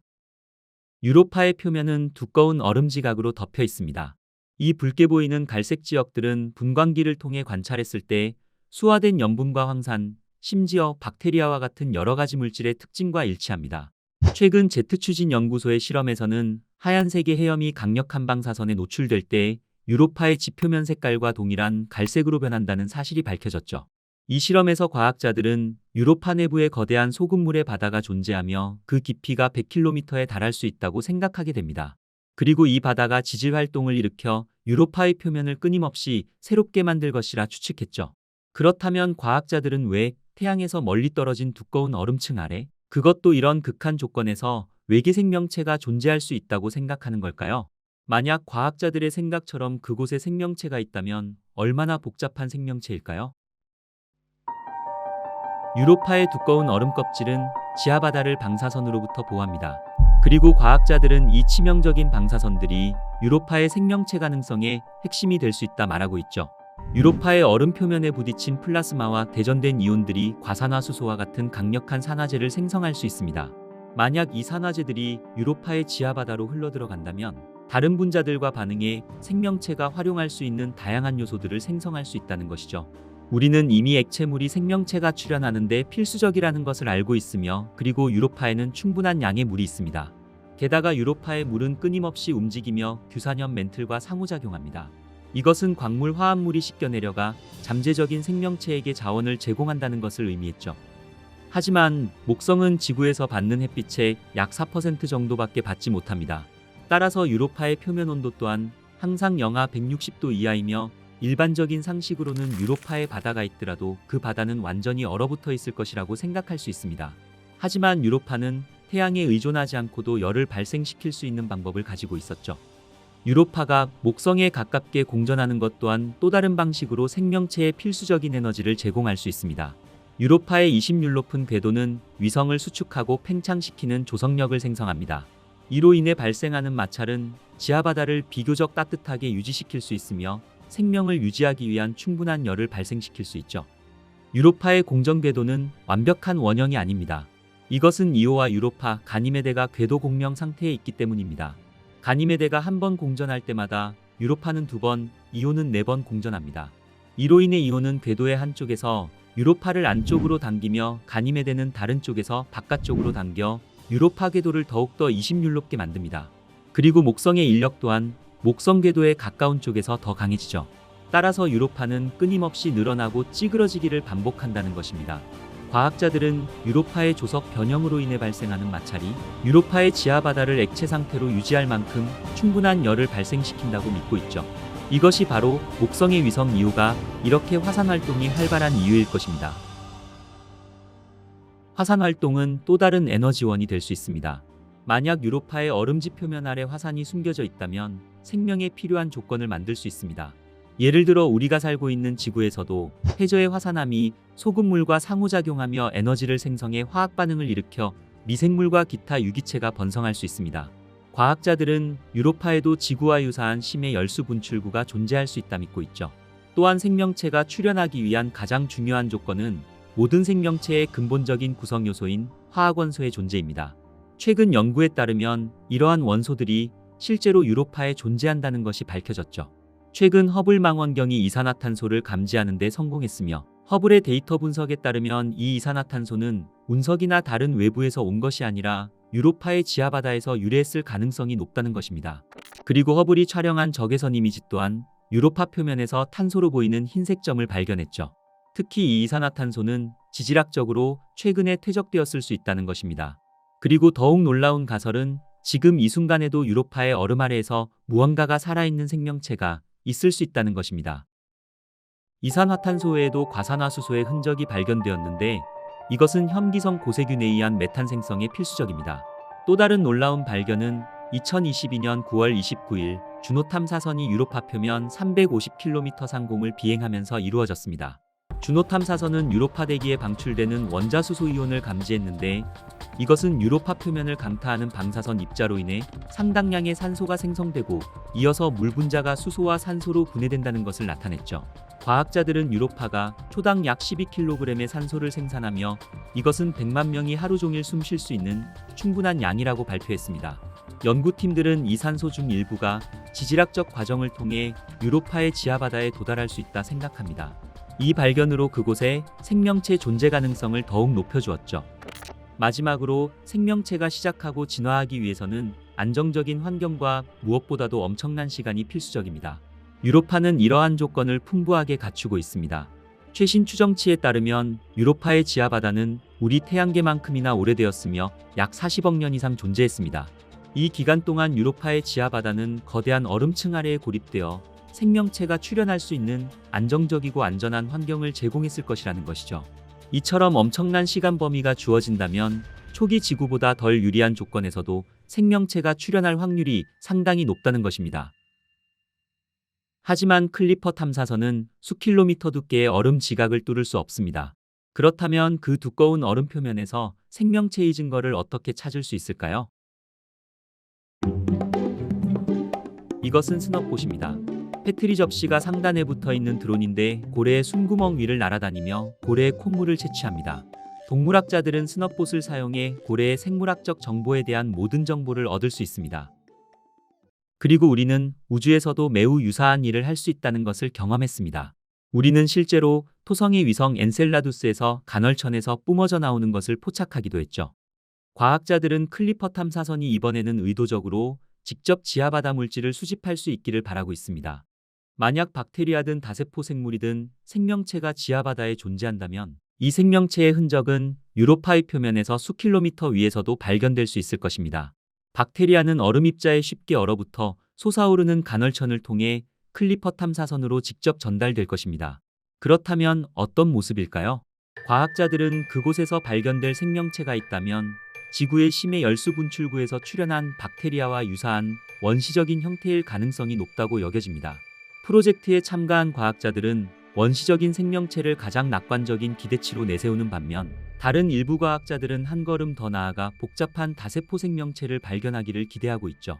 그들의 가설에 따르면 화학영양세균과 유사한 생명체가 유로파의 지하바다에 서식하며 해저의 유기퇴적층을 형성하고 다른 생명체들이 이를 먹이로 삼을 수 있다는 것입니다.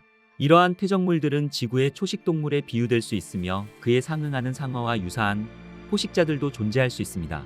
하지만 이 생명체들은 완전한 어둠 속에서 두꺼운 얼음과 바다 깊이로 인해 발생하는 엄청난 압력을 견뎌내야 할 것입니다. 아마도 일부 사람들은 이것이 환상적인 추측으로만 들릴지도 모르지만 이 가설은 근거가 없는 것은 아닙니다. 이 가설의 타당성을 뒷받침하는 또 다른 주장은 20세기 후반 지리적 발견 중 하나입니다. 1973년 동남극에서 이루어진 연구 탐사에서 세계에서 가장 큰 담수빙하 아래 보스토크 호수가 발견되었습니다. 이 호수는 4km 두께의 얼음 아래에 묻혀 있으며 수백만 년 동안 외부 세계와 완전히 고립되어 있었죠. 과학자들은 이 호수에서 채취한 샘플에서 박테리아의 존재를 밝혀냈습니다. 보스토크 호수의 조건은 유로파의 지하바다와 크게 다르지 않을 것입니다. 지구에서 발견된 이 독특한 사례는 겉으로는 절망적이고 극한 조건에서도 생명체가 실제로 존재할 수 있다는 믿음을 주었죠. 유로파 클리퍼는 나사가 행성 탐사 임무를 위해 제작한 가장 큰 우주선입니다. 무게는 약 6.5톤에 달하며 이 크기는 거대한 아프리카 코끼리와 같죠. 그리고 태양 전지판이 엄청나게 큽니다. 만약 태양 전지판을 자유의 여신상에 놓는다면 발가락 끝에서 왕관까지 닿을 것입니다. 그리고 이 탐사선의 장비들은 그 크기뿐만 아니라 기술적인 경이로움 그 자체였습니다. 유로파 클리퍼 탐사선은 9개의 최첨단 과학 장비를 탑재하고 있으며 유로파에 도착하는 동시에 작동하기 시작할 것입니다. 첨단 과학 장비 중에는 얼음을 관통하도록 설계된 레이더도 있습니다. 이 레이더는 유로파의 얼음 껍질에 전파 신호를 보내 반사된 신호를 분석해 유로파 내부의 숨겨진 특징을 밝혀낼 것입니다. 또한 유로파에 탑재된 고성능 카메라는 이전 임무보다 훨씬 더 높은 해상도로 유로파를 매핑할 것입니다. 이것은 20인치만큼 작은 특징들까지 상세하게 감지할 수 있죠. 그리고 적외선 열 감지기는 유로파의 표면 근처에 액체물이 있거나 분출되었을 수 있는 더 따뜻한 지역을 찾으며 간헐천을 확인할 것입니다. 유로파 클리퍼는 먼 거리를 이동해야 합니다. 지구에서 목성까지 가는 길은 꽤 길지만 우주적 관점에서 보면 그렇게 나쁘지는 않습니다. 발사부터 목성에 도착하는 데까지 약 5년 반이 걸리게 됩니다. 화성을 한 번 그리고 지구를 한 번 더 근접 비행해 중력 도움을 받아 탐사선을 목성으로 쏘아 올려 2030년 목적지에 도달할 것으로 예상하고 있습니다. 목성은 태양을 제외하고 우리 태양계에서 가장 높은 수준의 방사선을 방출합니다. 유로파가 이 거대 가스 행성을 공전하면서 위험한 방사선대를 통과하여 우주선은 위험에 노출될 것입니다. 나사는 클리퍼 탐사선의 전자장비들을 보호하기 위해 밀도가 높은 알루미늄과 아연 벽으로 만들어진 저장칸에 보호했지만 일부 위험은 여전히 남아 있습니다. 현대적 차폐 기술을 사용하더라도 방사선대 안에 있는 탐사선은 3개월 정도밖에 버티지 못할 것입니다. 나사의 해결책은 유로파 근처로 빠르게 날아가 스쳐 지나간 다음 다시 멀어지는 방식을 사용합니다. 그리고 멀리 떨어져 있는 동안 여유 시간을 활용해 모든 데이터를 지구로 전송한다는 것입니다. 그 다음에 다시 유로파 근처로 빠르게 드나들며 날렵하게 치고 빠진다는 것이죠.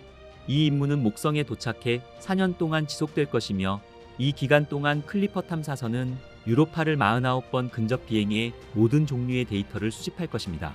이 임무의 주요 목표는 유로파 얼음 껍질의 정확한 두께와 아래 바다와의 상호작용 방식을 결정하는 것입니다. 또한 강력한 카메라를 사용해 미래에 있을 유로파 표면을 직접 탐사할 최적의 착륙 지점을 식별할 것입니다. 저는 유로파 클리퍼 탐사선이 그곳에 도착했을 때 무엇을 보게 될지 정말 기대됩니다. 어쩌면 유로파의 얼음 아래에서 발견될 작은 생명체가 우주에 대한 우리의 인식을 영원히 바꾸게 할지도 모를 일이니까 말이죠. 태양계의 위성들 중 가장 크고 밝은 위성, 거대 바다의 신비로움을 품고 있는 목성의 위성, 가니메데입니다. 목성의 거인이라 불리는 가니메데는 흥미로운 미스테리를 담고 있습니다. 목성에는 79개의 다른 위성들이 있으며 가니메데는 목성의 4대 위성 중 하나로 갈릴레오 위성 중 세 번째에 위치하고 있습니다. 가니메데는 지름이 약 5262km로 갈릴레이 위성 중에서 가장 큰 위성입니다. 태양계의 첫 번째 행성인 수성보다도 큰 위성인 것입니다. 1610년 1월 7일 갈릴레오 갈릴레이는 자신이 직접 제작하여 만든 망원경을 통해 처음으로 목성의 달을 관찰하였습니다. 갈릴레오는 원래 목성 근처에서 행성을 가로질러 일직선으로 늘어선 세 개의 별을 보았다고 생각했습니다. 하지만 다음날 저녁 갈릴레오는 이 별들이 잘못된 방향으로 움직이는 것 같아 보였고 특이한 움직임을 가진 이 별들은 갈릴레오의 관심을 더욱 끌게 되었습니다. 갈릴레오는 그 후로도 계속해서 목성과 별들을 관찰하였는데 마침내 1월 11일 네 번째 별을 발견하였고 이 별이 이후 가니메데로 판명되었죠. 발견 일주일 후 갈릴레오는 이 네 개의 별들이 목성 주변을 떠나지 않고 목성을 중심으로 위치가 바뀌는 것을 알게 되었습니다. 갈릴레오는 자신이 관찰하고 있는 것이 별이 아니라 목성 주위를 공전하는 행성체라고 판단했습니다. 처음에는 가니메데와 칼리스토를 발견하였고 연이어서 목성과 거의 붙어있던 이오와 유로파도 발견하였습니다. 갈릴레오는 자신을 지지해주고 후원해주었던 옛 친구이자 토스카나주의 대공인 코시모 2세대 메디치에게 바쳤고 갈릴레오가 발견한 4개의 목성의 위성들을 메디치가의 별이라 이름 붙였으며 이후 갈릴레오의 명명체계는 몇 세기 동안 사용되었고 1800년대 중반이 되어서야 갈릴레이 위성의 이름인 이오, 유로파, 가니메데, 칼리스토로 공식적으로 채택되어 널리 알려지게 되었습니다. 가니메데의 내부 구조는 주성분인 철과 니켈로 이루어진 핵을 가지고 있으며 규산염으로 이루어진 하부 멘틀과 얼음으로 이루어진 상부 멘틀, 그리고 얼음 지각으로 이루어져 있습니다. 과학자들은 가니메데의 얼음 지각과 암석 멘틀 사이에 바다가 있다고 추정하고 있는데요. 가니메데의 바다가 존재한다는 것은 1994년 갈릴레오 탐사선이 가니메데의 자기장을 발견하면서 알게 되었습니다. 가니메데의 자기장의 존재는 철이 풍부한 가니메데의 액체 핵으로 인해 대류 현상이 일어나기 때문입니다. 이러한 대류 현상은 전기가 흐를 수 있는 높은 전동성을 갖게 합니다. 이는 가니메데 또한 행성과 같은 자기장을 가지고 있다는 것을 의미하며 자기장을 가지고 있다는 것은 소금물과 같은 전도성 유체를 갖고 있음을 뜻하는 것이죠. 즉, 목성을 돌고 있는 목성의 위성 가니메데에 바다가 존재한다는 것을 확인한 것입니다. 가니메데는 목성 주변을 약 7일 주기로 공전합니다. 가니메데는 목성에서 가장 큰 위성이며 라플라스 공명이라고 알려진 독특한 궤도 구조를 가지고 있습니다. 라플라스 공명은 거대한 행성이 작은 위성과의 상호작용을 통해 어떻게 고리가 유지되는지를 보여주는 삼체 공명입니다. 세 위성의 공전 주기의 비율이 서로의 단순한 부분일 때 발생하는데 가니메데, 유로파, 이오의 공전 주기는 각각 1대 2대 4의 공전 주기입니다. 이 궤도 구성은 가니메데의 내부와 지질 활동에 중요한 영향을 미칩니다. 위성들 사이의 중력 상호작용은 위성들이 서로 잡아당겨 조석 가열을 일으키며 궤도를 돌면서 목성과 다른 위성들의 중력 변화로 인해 다양한 조석력을 가지게 되는 것이죠. 이 조석 가열은 가니메데 내부에서 열을 발생시키며 화산 폭발이나 지각 변동과 같은 지질학적 활동으로 이어집니다. 조석 가열에 의해 발생하는 열은 고랑, 홈과 같은 독특한 지질 활동의 주요한 원인이 되는 것이죠. 이 같은 조석 가열 효과는 가니메데의 해저 바다에서도 뚜렷이 나타나게 되는데 조석력에 의한 가열은 가니메데의 얼음 멘틀이 녹는 것으로 이어지며 결과적으로 액체 상태의 해저 바다가 형성되는 것입니다. 이 해저 바다는 가니메데의 암석 중심부와 접촉하고 있으며 이는 생명체가 살기에 적합한 환경을 제공합니다. 전반적으로 가니메데와 유로파, 이호의 라플라스 공명은 가니메데의 조석 가열과 지질 활동에 중요한 역할을 하는 것입니다. 가니메데의 표면 반사율은 약 43%로 태양계 위성 중에서 가장 밝습니다. 이는 얼음과 물이 50에서 90% 정도의 비율로 표면을 덮고 있기 때문에 달의 표면 반사율이 12%임을 감안하면 가니메데는 매우 밝게 빛나고 있는 것입니다. 미양 공우주국 나사의 목성 탐사선 준호가 전송한 가니메데의 고해상도 사진입니다.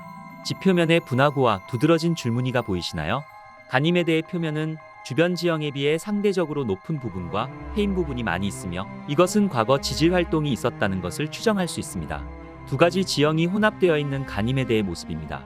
밝은 물질과 어두운 물질이 섞여 있는 심하게 분화된 지형을 가지고 있는 가니메데는 내부에서 표면으로 방출되는 분화로 인해 가니메데의 표면에 밝은 물질과 어두운 물질이 혼합된 복잡한 지형이 형성되었습니다. 가니메데의 어두운 부분은 위성 표면을 약 3분의 1가량 덮고 있으며 40억 년 전 생긴 충돌구와 그보다 덜 오래된 듯한 광범위한 균열, 능선으로 가로지르고 있는 밝은 부분으로 덮여 있습니다. 이러한 밝은 지역의 균열과 능선의 원인은 아직까지 밝혀지지 않았지만 조석 가열에 의한 판의 이동 때문으로 여겨지고 있습니다. 목성을 방문한 많은 탐사선들은 목성을 지나쳐가거나 목성 궤도에 진입하여 가니메데를 밀접하게 살펴보았습니다. 1973년 파이어니어 10호는 목성을 지나쳐가며 우리에게 가니메데의 사진을 전송하였으며 파이어니어 11호는 1974년 목성을 지나가며 위성들에 대한 정보를 지구로 전송하였습니다. 이후 보이저 1호는 1979년 목성을 지나쳐가면서 가니메데의 크기가 타이탄보다도 더 큰 크기를 가지고 있다는 것을 정확하게 알아내었고 위성들의 지형도 관측하였습니다. 그리고 1995년 갈릴레오는 목성 궤도에 진입한 후 1996년부터 2000년까지 6번의 근접 통과를 실시했습니다. 갈릴레오 탐사선은 가니메데 표면에서 264km 떨어진 곳을 지나갔으며 1996년 근접 통과를 통해 가니메데의 자기장 또한 발견하였습니다. 이후 갈릴레오 탐사선은 여러 가지 스펙트럼을 지구로 전송하였고 이 이미지를 통해 가니메데 표면에 존재하는 물도 발견하게 되었죠. 갈릴레이 위성 중 가장 바깥쪽에 있으며 지름이 약 4820km로 수성과 비슷한 크기를 가지고 있는 위성. 우리에게 잘 알려지지 않아서 더욱 신비로운 목성의 위성, 칼리스토입니다. 칼리스토는 1610년 1월 7일 갈릴레오 갈릴레이에 의해 발견되었습니다. 당시 갈릴레이에게 목성과 그 위성들에 대한 관측은 매우 중요했는데 이는 지구가 우주의 중심에 있는 것이 아니라 태양 주위를 돈다는 생각 때문이었습니다. 목성의 위성들의 움직임을 관찰함으로써 갈릴레오는 그것들이 지구가 아닌 목성의 궤도를 돌고 있다는 것을 알게 되었습니다. 따라서 목성이 하늘에서 정지된 점이 아니라는 것을 알 수 있었죠. 칼리스토와 목성 사이의 평균 거리는 약 188만 킬로미터입니다. 목성과 상당히 멀리 떨어져 있는 궤도로 인해 칼리스토는 궤도 공명이 일어나지 않습니다. 즉 달이 목성 주위를 한 바퀴 도는 데 걸리는 시간은 16.7일입니다. 칼리스토의 궤도는 약간 찌그러진 타원형 궤도를 가지고 있으며 목성의 적도 기준 0.19도로 약간 기울어져 있습니다. 칼리스토의 자전주기는 대략 16.7일이며 이는 목성 주위를 도는 공전주기 16.7일과 같습니다. 이렇게 자전주기와 공전주기가 같은 이유는 조석고정이라는 현상 때문인데요. 조석고정으로 자전주기와 공전주기가 같아지면 칼리스토의 같은 면만 항상 목성을 향한다는 것을 의미합니다. 칼리스토는 자기장이 없어 목성의 자기권에서 온 하전입자의 폭격을 받아 칼리스토 주위에 얇은 플라즈마 토러스를 만듭니다. 목성의 달인 칼리스토의 온도는 태양으로부터 먼 거리와 낮은 반사율로 인해 극도로 춥습니다. 표면 온도는 하루의 위치와 시간에 따라 영하 120도에서 영하 180도 사이입니다. 낮은 반사율은 칼리스토가 햇빛을 매우 적게 흡수한다는 것을 의미합니다. 목성의 4대 위성 중 하나인 칼리스토는 매우 얇고 약한 대기를 가지고 있습니다. 대기는 주로 이산화탄소와 산소로 구성되어 있으며 칼리스토의 표면과 목성의 자기권에 있는 하전입자의 상호작용에 의해 생성된 것으로 추측되고 있습니다. 칼리스토의 얇은 대기는 지구와 같이 대기를 가두고 열을 유지하지 못합니다. 이것은 매우 큰 온도 변화를 초래하는데 낮과 밤의 온도차가 극적으로 변할 수 있다는 것을 의미합니다. 대기를 연구하는 것은 달의 역사와 표면의 형성 과정에 대한 중요한 단서를 제공할 수 있습니다. 칼리스토의 내부 구조는 지각과 멘틀 그리고 핵으로 구성되어 있습니다. 칼리스토의 가장 바깥층인 지각은 주로 물얼음과 다른 휘발성 화합물로 구성되어 있습니다. 지각의 두께는 다른 갈릴레이 위성들에 비해 상대적으로 얇은 20km에서 30km 사이로 추정됩니다. 지각 아래에는 암석과 얼음의 혼합물로 구성된 멘틀이 있습니다. 멘틀의 두께는 최대 600km이며 부분적으로 또는 완전히 대류하는 것으로 보여지는데 이는 칼리스토의 내부에서 나오는 열이 지구의 멘틀처럼 멘틀이 순환하도록 할 수 있다는 것을 의미합니다. 칼리스토의 중심에는 바위와 금속으로 구성되어 있는 중심부가 있습니다. 중심 핵의 크기와 조성은 잘 알려져 있지 않지만 다른 갈릴레이 위성들의 중심 핵보다 작고 밀도가 낮은 것으로 추측하고 있습니다. 칼리스토 내부의 주요 특징 중 하나는 액체물의 잠재적인 해저의 존재입니다. 갈릴레이 탐사선의 자기장 관측으로 인해 표면 아래 전도층의 존재가 확인되었습니다. 이 층은 잠재적으로 생명을 품을 수 있는 바다일 수 있다고 생각됩니다. 이는 칼리스토의 지각 아래 50에서 200km 깊이에 염분이 포함된 바다가 존재하는 것을 의미하는 것이죠. 칼리스토의 지질 구조는 큰 충돌 크레이터, 가파른 경사지, 그리고 얼음 화산에 의해 생겨난 지형이 섞여져 있습니다. 칼리스토의 표면은 태양계에서 가장 오래된 것 중 하나이며 약 45억 년 전에 생성되었습니다. 이는 포화 상태에 가까운 수많은 충돌구들을 통해 알 수 있었습니다.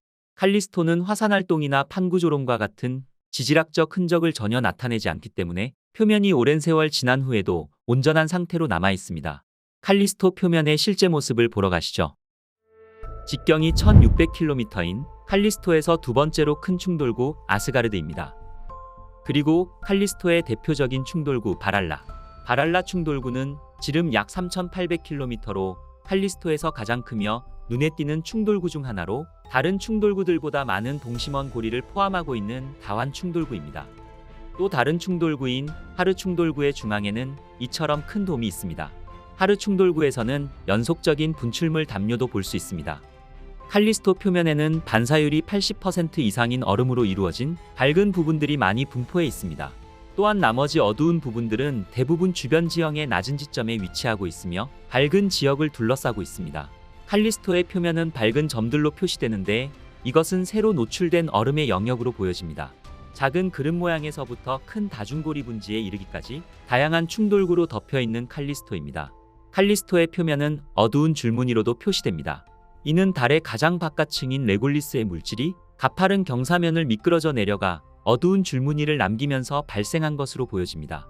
이 줄무늬들은 가파른 분화구와 경사면에서 가장 흔합니다.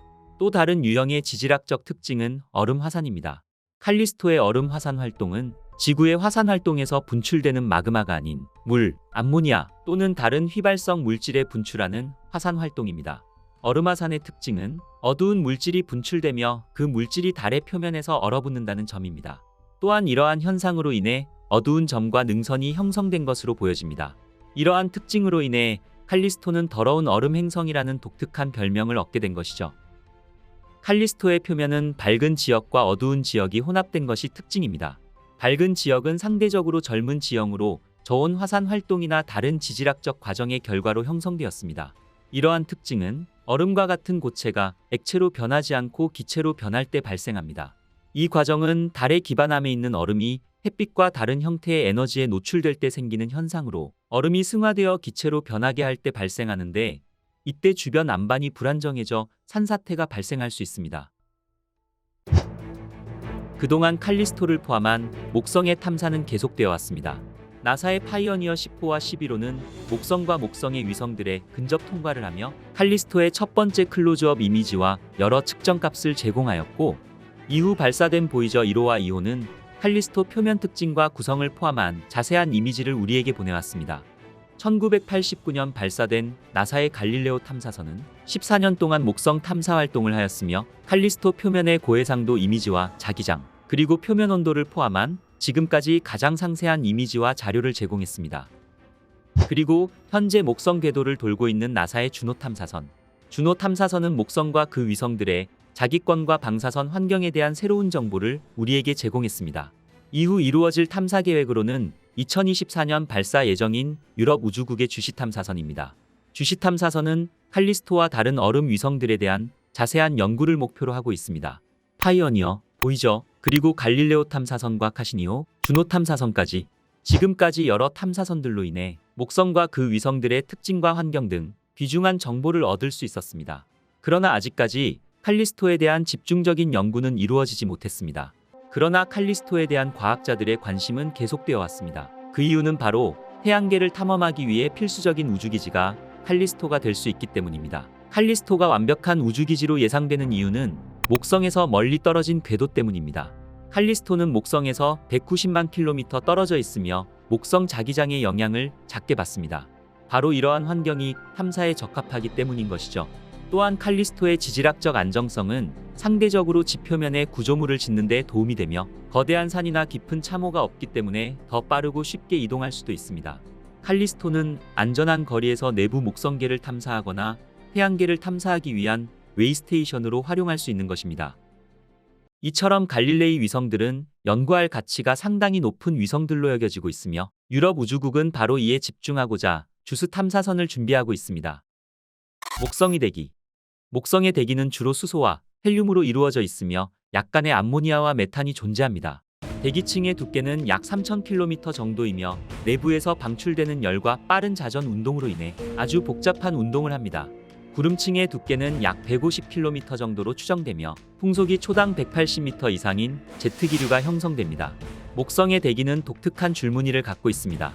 어두운 줄무늬는 띠, 밝은 줄무늬는 대로 부르는데 이런 띠와 대 10여 개가 적도와 평행하게 번갈아서 목성 전체를 휘감고 있습니다. 목성의 트레이드 마크 대적반입니다. 대적반은 목성의 남반구에 위치한 지구의 2배 크기에 달하는 거대 폭풍을 말합니다.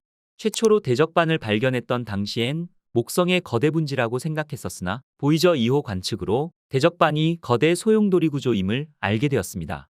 대적반의 소용돌이 속도는 시속 500km 이상으로 목성 표면에 짙은 붉은색으로 된 거대한 고기압성 폭풍입니다.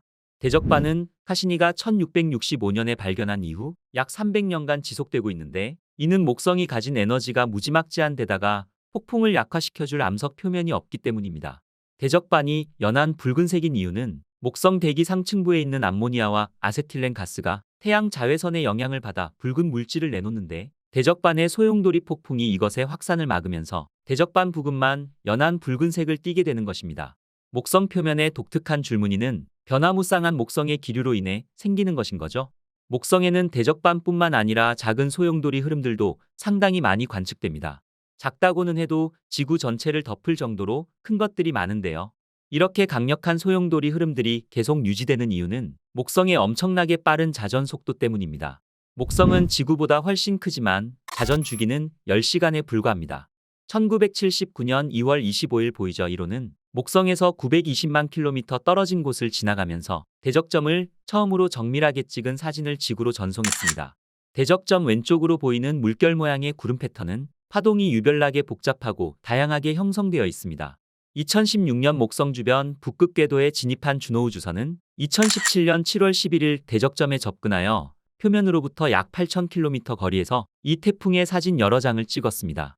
하지만 목성의 트레이드 마크인 대적반이 사라질지도 모른다고 합니다. 대적반은 발견 당시 지름이 지구의 3배가량이었습니다. 그리고 2017년 4월을 기준으로 대적반의 지름은 16,350km로 이는 지구 지름의 1.3배입니다. 불과 150년 사이에 대적반이 절반 이상 줄어든 것입니다. 목성 남극의 폭풍 구조. 태양계에서 가장 큰 행성인 목성은 난기류에 휘감긴 폭풍의 행성입니다. 대표적 특징으로는 젓갈색 소용돌이인 대적반 외에도 극지방에는 15개에 달하는 대형 폭풍이 고정적으로 형성돼 있습니다. 목성 탐사선 주노가 2016년 처음 발견한 목성의 극지방 폭풍은 북극에서는 초대형 폭풍 하나를 중심에 두고 이보다 작은 8개의 폭풍이 둘러싼 형태를 띠고 있었습니다. 목성 남극에서도 이와 비슷하게 6개의 폭풍이 하나를 가운데 두고 나머지가 주변을 감싸며 안정적인 오각형을 형성하였고 최근에 새로운 폭풍이 형성되면서 육각형 구조로 변한 것으로 확인됐습니다. 주노 탐사선은 목성 3,500km 상공에서 22번째 근접 비행 중 새로운 폭풍이 추가된 것을 포착했습니다. 나사 제트 추진 연구소는 새로 관측된 폭풍은 현재 텍사스와 비슷한 크기로 기존 폭풍보다는 훨씬 작지만 시간이 흐르면서 비슷한 크기를 갖게 될 것으로 전망했습니다. 풍속은 시속 362km로 기존 폭풍과 비슷한 것으로 나타났습니다. 지금까지 목성에는 총 9대의 우주선이 목성을 방문했습니다. 최초로 목성을 관찰한 파이어니어 10호부터 파이어니어 11호, 보이저 1호와 보이저 2호, 율리시스, 카시니 하이언스, 뉴호라이즌스, 갈릴레오 탐사선, 그리고 주노 탐사선까지 인류는 우주에 수많은 탐사선을 보내왔습니다. 그중 1979년 보이저 탐사선은 목성의 고리개를 발견했으며 행성의 구름과 폭풍 사진을 수천 장 찍었습니다. 이 사진으로 신비한 대적반이 거대한 폭풍인 것을 알 수 있었습니다. 또한 보이저 1호와 2호는 목성의 위성 2호에 있는 수십 개의 화산을 발견했는데 이는 다른 천체에서 발견한 첫 번째 활화산이었습니다. 1995년 목성 궤도에 첫 번째로 진입한 갈릴레오 탐사선.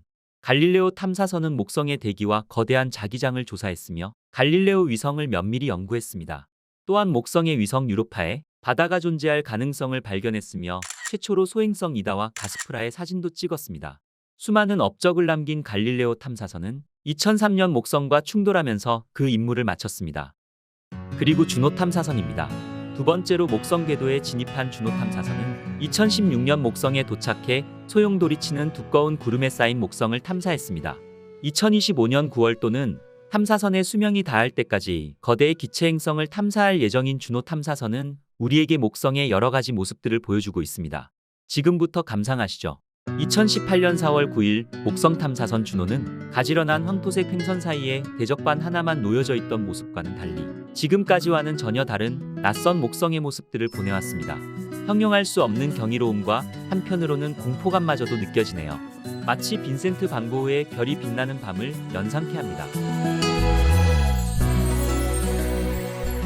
목성의 돌고래 구름이라는 제목의 흥미로운 이 사진은 주노가 목성의 16번째 금목점에서 찍은 사진입니다. 원본 사진의 재가공을 거쳐 완성된 이 사진 속 모습에는 목성의 구름 속을 헤엄치는 듯한 돌고래의 모습이 선명하네요. 목성의 대기 패턴을 더 잘 강조하기 위해 주노 이미지의 색상을 인위적으로 향상시킨 이 사진은 가스행성 목성의 특징인 목성의 가스 포락선의 난류를 더 명확하게 볼 수 있게 하는 사진입니다. 밝은 대리석 빛깔을 내며 우주에 떠있는 모습이 한편의 명화를 보는 것 같습니다. 주노가 보내온 목성의 남극 모습입니다. 거대한 가스 구름으로 덮여있는 목성 대기로 인해 목성의 적도에 해당하는 지역에서는 지구보다 큰 소용돌이 폭풍이 일고 있습니다. 주노는 목성의 남극과 북극 지방에서도 반경 600에서 1000km인 폭풍이 무리를 지어 발생하는 사실을 알아냈습니다. 질서가 전혀 없는 카오스 상태에 가까운 이 폭풍은 반지름이 1400km인 가장 규모가 큰 폭풍도 있었습니다. 지구에서 발생한 가장 큰 폭풍보다 10배 이상 큰 규모입니다. 2020년 8월 25일 허브루 주망원경은 소용돌이 치는 구름과 가스로 가득 찬 목성의 모습을 공개했습니다. 목성과 그의 위성 유로파의 모습입니다. 다채로운 색깔의 구름띠의 모습이 인상적인 이 사진은 목성으로부터 약 6억 5천만 킬로 떨어진 곳에서 촬영됐습니다. 허브루 주망원경은 목성의 오로라도 관측했습니다. 목성 극지대 상층에서 거대한 오로라 현상이 일어나는 모습입니다. 지구보다 넓은 면적에서 푸른빛이 쉴 새 없이 반짝이는 모습이 아름답기까지 합니다. 제임스 웹 우주망원경. 2022년 제임스 웹 우주망원경이 촬영한 목성의 모습입니다. 적도 주변의 고리가 보이시나요? 거대한 구름띠까지 깊은 바다를 담아놓은 듯한 모습이네요. 북극과 남극의 고위도 지역에 나타난 오로라까지 선명하게 볼 수 있습니다. 인류는 목성과 목성의 위성을 더 많이 탐사하려는 노력을 기울이고 있습니다. 끝없는 인류의 연구와 도전이 앞으로 우리가 맞을 세계에 어떻게 펼쳐질지 기대가 됩니다. 모든 신의 지배자인 주피터, 바로 목성의 이름입니다. 지금까지 태양계 행성의 지배자 목성의 모습이었습니다. 저는 또 재밌는 우주 이야기를 가지고 다시 찾아뵙겠습니다. 그리고 궁금하신 부분이 있으시면 아낌없이 댓글 올려주시고요. 구독과 좋아요는 저에게 큰 힘이 된답니다. 끝까지 시청해주셔서 감사합니다.